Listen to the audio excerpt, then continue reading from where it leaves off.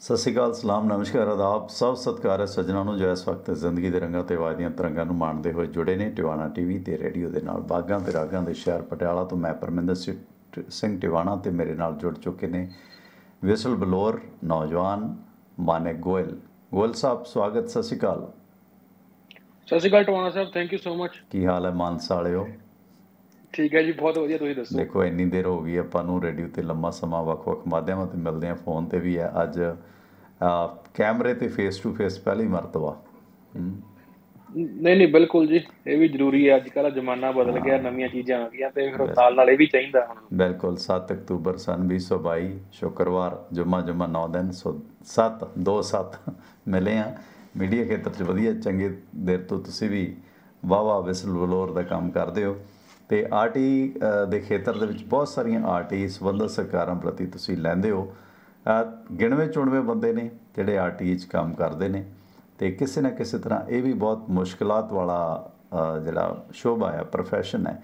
ਥੋੜ੍ਹਾ ਤੁਹਾਡੇ ਆਰਟੀ ਜਿਹੜੀਆਂ ਹਾਲੀਆ ਲੇਟੈਸਟ ਆਰਟੀਆਈਜ਼ ਆਈਆਂ ਨੇ ਜਾਂ ਆਮ ਆਦਮੀ ਪਾਰਟੀ ਦੀ ਪੰਜਾਬ ਸਰਕਾਰ ਆਰਟੀਆਈ ਕਾਰਜਕਰਤਾ ਪ੍ਰਤੀ ਕਿੰਨੀ ਕੁ ਸੁਚੇਤ ਹੈ, ਕਿੰਨਾ ਕੁ ਡਿਲੇ ਕਰ ਰਹੇ ਨੇ? ਕਿਉਂਕਿ ਆਰਟੀ ਕਾਰਜਕਰਤਾ ਦੀ ਗੱਲ ਕਰੀਏ, ਪਰਮਿੰਦਰ ਕਿਤਨਾ ਬਿਮਾਰ ਨੇ, ਬੇਬਸ ਨੇ, ਆਪਣਿਆਂ ਤੋਂ ਮਾਯੂਸੀ ਦੀ ਗੱਲ ਕਰਨ ਲੱਗੇ ਨੇ। ਅੰਦਰੋਂ ਸਮਥਿੰਗ ਰੋਂਗ ਹੈ ਜੋ ਕੁਛ ਚੱਲ ਰਿਹਾ। ਰੇਤ ਮਾਫੀਆ ਲੱਭ ਰਿਹਾ, ਅਦਾਲਤਾਂ ਲੱਭ ਰਹੀਆਂ ਨੇ, ਡੇਂਗੂ ਦੇ ਪੀੜਤ ਨੇ, ਕਈ ਕਾਰਨ ਹੈ। ਸੋ ਵਿਸਲ ਬਲੋਰ ਹੋਣਾ ਬਹੁਤ ਮੁਸ਼ਕਿਲ ਕੰਮ ਹੈ। ਵਿਸਲ ਬਲੋਰ ਬਣ ਕੇ ਆਰਟੀ ਕਾਰਜਕਰਤਾ ਬਣ ਕੇ ਜਿਹੜੀਆਂ ਪੋਲੀਟੀਕਲ ਪਾਰਟੀਆਂ, ਖਾਸ ਕਰਕੇ ਆਮ ਆਦਮੀ ਪਾਰਟੀ ਆਈ ਸੀ, ਉਹ ਵੀ ਆਮ ਤੋਂ ਖਾਸ ਬਣ ਗਈ ਹੈ। ਉਹ ਵੀ ਆਰਟੀ ਨਹੀਂ ਦੇ ਰਹੀ। ਹੋਰ ਕਈ ਸਾਰੇ ਮਸਲੇ ਨੇ। ਦਿੱਲੀ ਸਰਕਾਰ ਨਾਲ ਸੰਬੰਧਿਤ ਸ਼ਰਾਬ ਕਾਰੋਬਾਰੀ ਜੋ ਅਕਾਲੀ ਦਲ ਨਾਲ ਰਹੇ ਦੀਪ ਮਲਹੋਤਰਾ, ਉਹਨਾਂ ਦੇ ਵੀ ਜਿਹੜਾ ਟਿਕਾਣਿਆਂ 'ਤੇ ਛਾਪੇ ਪੈ ਰਹੇ ਨੇ ਪੰਜਾਬ ਭਰ 'ਚ, ਦੇਸ਼ ਭਰ ਦੇ ਵਿੱਚ। ਜਿੱਥੇ ਤੱਕ ਤੁਸੀਂ ਵੀ tractor to Twitter, trolley to Twitter ਕਈ ਪੇਜ ਚਲਾਏ ਸੀ ਕਿਸਾਨ ਅੰਦੋਲਨ ਦੇ ਦੌਰਾਨ। ਨੌਜਵਾਨ ਹੋ, ਇੰਸਟਾ ਆ, ਟਵਿੱਟਰ ਹੈ, ਫੇਸਬੁੱਕ ਨਾਲ ਜੁੜੇ ਹੋ ਤੁਸੀਂ ਲੋਕ। ਅਤੇ ਇਸ ਦੌਰਾਨ ਜੇ ਟਵਿੱਟਰ ਦੀ ਗੱਲ ਕਰੀਏ ਤਾਂ ਭਾਰਤ ਸਰਕਾਰ ਨੇ ਅੱਜ ਅਮਰਤਪਾਲ ਸਿੰਘ ਜੋ ਵਾਰਿਸ ਪੰਜਾਬ ਜਥੇਬੰਦੀ ਦਾ ਕਾਰਜਕਰਤਾ, ਉਸ ਦਾ ਟਵਿੱਟਰ ਅਕਾਊਂਟ ਬੰਦ ਕਰ ਦਿੱਤਾ ਹੈ। ਅਤੇ ਕਈ ਚੀਜ਼ਾਂ ਵਾਪਰ ਰਹੀਆਂ ਨੇ ਆਲੇ ਦੁਆਲੇ ਪੰਜਾਬ ਦੇ ਵਿੱਚ। ਸ਼ੁਰੂਆਤ ਕਰਾਂਗੇ ਆਰਟੀਆਈ ਦੇ ਮੁਤਲਕ। ਤੁਹਾਡਾ ਜਿਹੜਾ ਇਹ ਸਿਲਸਿਲਾ ਸ਼ੁਰੂ ਹੋਇਆ, ਹਾਲੀਆ ਤੁਹਾਡੀਆਂ ਕਈ ਆਰਟੀਆਈ ਆਈਆਂ ਨੇ, ਥੋੜ੍ਹਾ ਜਿਹਾ ਖੁਲਾਸਾ ਕਰੋ। ਇੱਕ ਆਰਟੀਆਈ ਕਾਰਜਕਰਤਾ ਦੇ ਤੌਰ 'ਤੇ ਮਾਨਿਕ ਗੋਇਲ ਮੌਜੂਦਾ ਸਰਕਾਰ ਨੂੰ ਕਿਵੇਂ ਮਹਿਸੂਸ ਕਰਦੇ ਨੇ? ਜੀ ਮਾਨਿਕ ਸਾਹਿਬ। ਦੇਖੋ ਜੀ ਟਵਾਣਾ ਸਾਹਿਬ, ਜਦੋਂ ਆਪਾਂ ਇਹ ਗੱਲ ਸਰਕਾਰ ਦੀ ਗੱਲ ਕਰੀਏ, ਜੋ ਸਰਕਾਰ ਆਈ ਸੀਗੀ ਉਸ ਤੋਂ ਬਾਅਦ ਇਹ ਗੱਲ ਬਦਲਾਅ ਦੀ ਕਰਕੇ ਆਏ ਸੀ ਕਿ ਅਸੀਂ ਬਦਲਾਅ ਲੈ ਕੇ ਆਵਾਂਗੇ। ਤੇ ਸਾਨੂੰ ਵੀ ਉਮੀਦਾਂ ਸੀ ਵੀ ਚਲੋ 5-4 ਮਹੀਨੇ ਦੇਖੀਏ ਸਰਕਾਰ ਨੂੰ, ਉਸ ਤੋਂ ਬਾਅਦ ਹੀ ਕੋਈ ਸਵਾਲ ਜਵਾਬ ਕਰਾਂਗੇ। ਪਰ ਜਦੋਂ ਇਹ ਸਰਕਾਰ ਆਈ ਮਾਰਚ ਦੇ ਵਿੱਚ, ਤੇ ਮਾਰਚ ਦੇ ਵਿੱਚ ਮੈਨੂੰ ਪਤਾ ਲੱਗਿਆ ਕਿ ਜਿਹੜਾ ਇਹਨਾਂ ਨੇ ਜਦੋਂ ਹੀ ਸਰਕਾਰ ਆਈ ਤੇ ਉਸੇ ਦਿਨ ਲਗਾਤਾਰ, ਮਤਲਬ ਇੱਕ ਦਿਨ ਛੱਡ ਕੇ ਕਦੇ ਲਗਾਤਾਰ ਵੱਡੇ ਪੇਜਾਂ ਦੀਆਂ, ਫੁੱਲ ਪੇਜਾਂ ਦੀਆਂ ਐਡਵਰਟਾਈਜ਼ਮੈਂਟਸ, ਇਸ਼ਤਿਹਾਰ ਉਹ ਆਉਣ ਲੱਗ ਗਏ ਅਖਬਾਰਾਂ ਦੇ ਵਿੱਚ। ਤੇ ਜਿਹੜਾ ਚਲੋ ਹੁੰਦਾ ਇੱਕ ਅੱਧੀ ਵਾਰੀ ਵੀ ਸਰਕਾਰ ਆਉਂਦੀ ਹੈ, ਕਰ ਦਿੰਦੀ ਹੈ, ਪਰ ਹਰ ਦੂਜੇ ਦਿਨ ਹਰ ਅਖਬਾਰ ਦੇ ਵਿੱਚ, ਦੇਸ਼ ਭਰ ਦੇ ਵਿੱਚ ਪੰਜਾਬ ਸਰਕਾਰ ਦੇ ਇਸ਼ਤਿਹਾਰ ਆਉਣੇ ਬੜੀ ਚੰਬੇ ਵਾਲੀ ਗੱਲ ਸੀ ਵੀ ਸਰਕਾਰ ਤਾਂ ਹਜੇ ਹੁਣ ਆਈ ਹੈ। ਕੋਈ ਇਲੈਕਸ਼ਨ ਦਾ ਟਾਈਮ ਨਹੀਂ ਵੀ ਚਲੋ ਆਪਾਂ ਕਹਿੰਦੇ ਹਾਂ ਵੀ ਇਲੈਕਸ਼ਨ ਦਾ ਟਾਈਮ ਜਦੋਂ ਨੇੜੇ ਆਉਂਦਾ ਸਰਕਾਰਾਂ ਚਲੋ ਥੋੜਾ ਬਹੁਤ ਕਰਦੀਆਂ ਨੇ, ਇਸ਼ਤਿਹਾਰ ਦਿੰਦੀਆਂ ਵੀ ਨੇ। ਤੇ ਉਹ ਗੱਲ ਹੋਈ ਤੇ ਉਸ ਤੋਂ ਬਾਅਦ ਕੁਝ ਹੋਰ ਚੀਜ਼ਾਂ ਪਤਾ ਲੱਗਿਆ ਤਾਂ ਸੋਚਿਆ ਕਿ ਉਹਨਾਂ ਦੇਖਿਆ ਜਾਵੇ।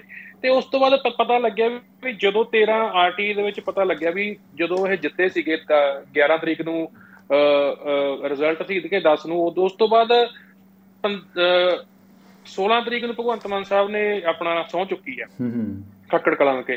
13 ਤਰੀਕ ਨੂੰ ਇਹਨਾਂ ਨੇ ਜਸ਼ਨ ਬਣਾਇਆ ਸੀਗਾ ਅੰਮ੍ਰਿਤਸਰ ਦੇ ਵਿੱਚ।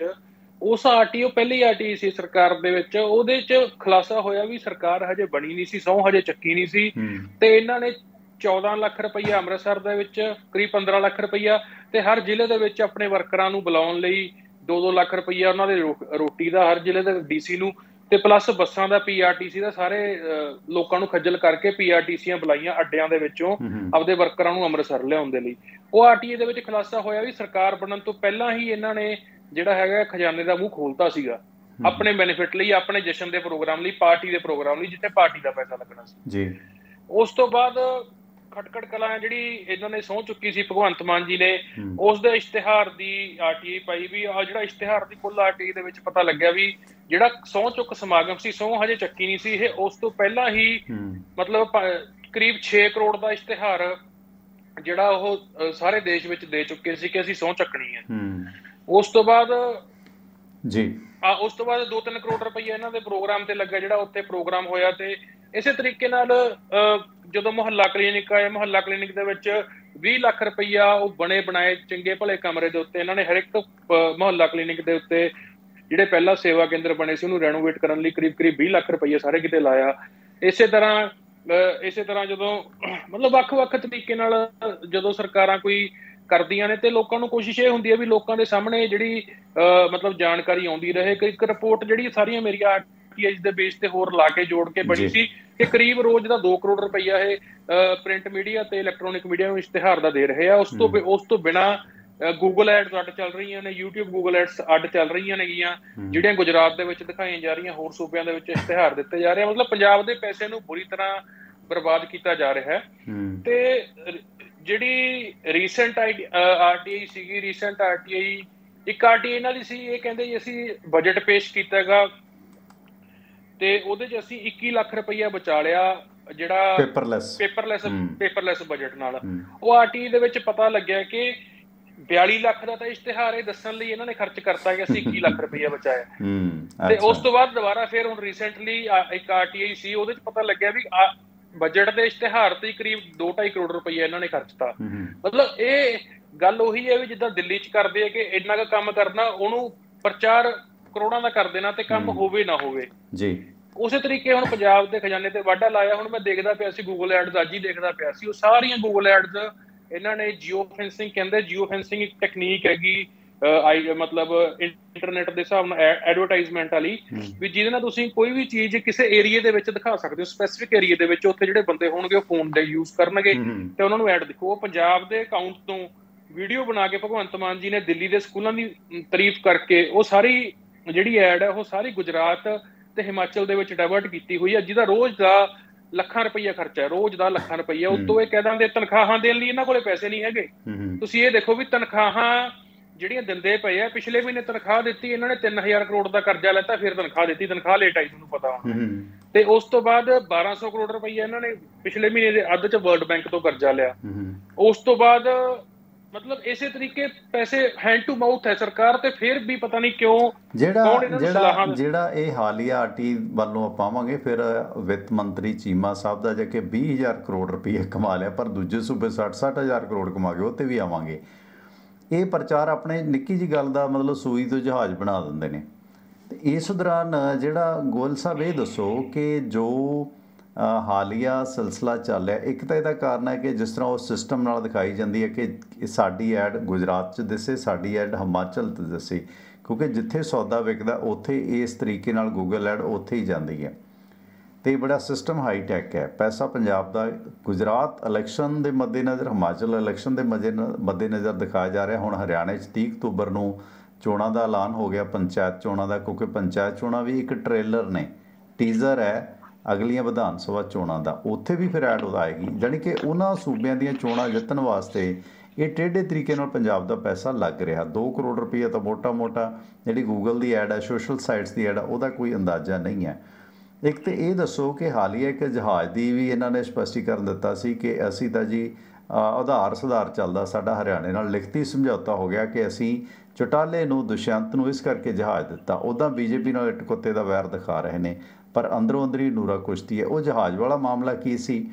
ਜਿਹੜੇ ਇਹਨਾਂ ਦੇ ਦਾਅਵੇ ਆਰਟੀਏ 'ਚ ਤੁਸੀਂ ਠੁੱਸ ਕੀਤੇ ਕਿ ਨਹੀਂ ਜਹਾਜ਼ ਦਾ ਤਾਂ ਕੋਈ ਐਗਰੀਮੈਂਟ ਹੀ ਨਹੀਂ ਹੋਇਆ, ਇੱਧਰ ਉੱਧਰ ਚੌਪਰ ਲੈਣ ਦਾ ਹਰਿਆਣਾ ਅਤੇ ਪੰਜਾਬ ਨਾਲ, ਉਹਨਾਂ ਨੂੰ 75 ਕਰੋੜ ਰੁਪਈਆ ਖਰਚਣਾ ਪੈਣਾ, ਪਰ ਇਹ ਇਹਨਾਂ ਦਾ ਜਹਾਜ਼ ਦੇ ਕੇ ਉਹਨਾਂ ਦਾ ਕੰਮ ਫ੍ਰੀ ਸਾਰ ਰਹੇ ਨੇ। ਉਹ ਕੀ ਮਸਲਾ ਹੈ? ਇੱਕ ਵਿੱਤ ਮੰਤਰੀ ਦਾ ਟੈਕਸ ਦੇ ਬਾਰੇ ਜਿਹੜੇ ਖੁਲਾਸੇ ਨੇ, ਉਹ ਕੀ ਮਸਲਾ ਹੈ ਜੀ?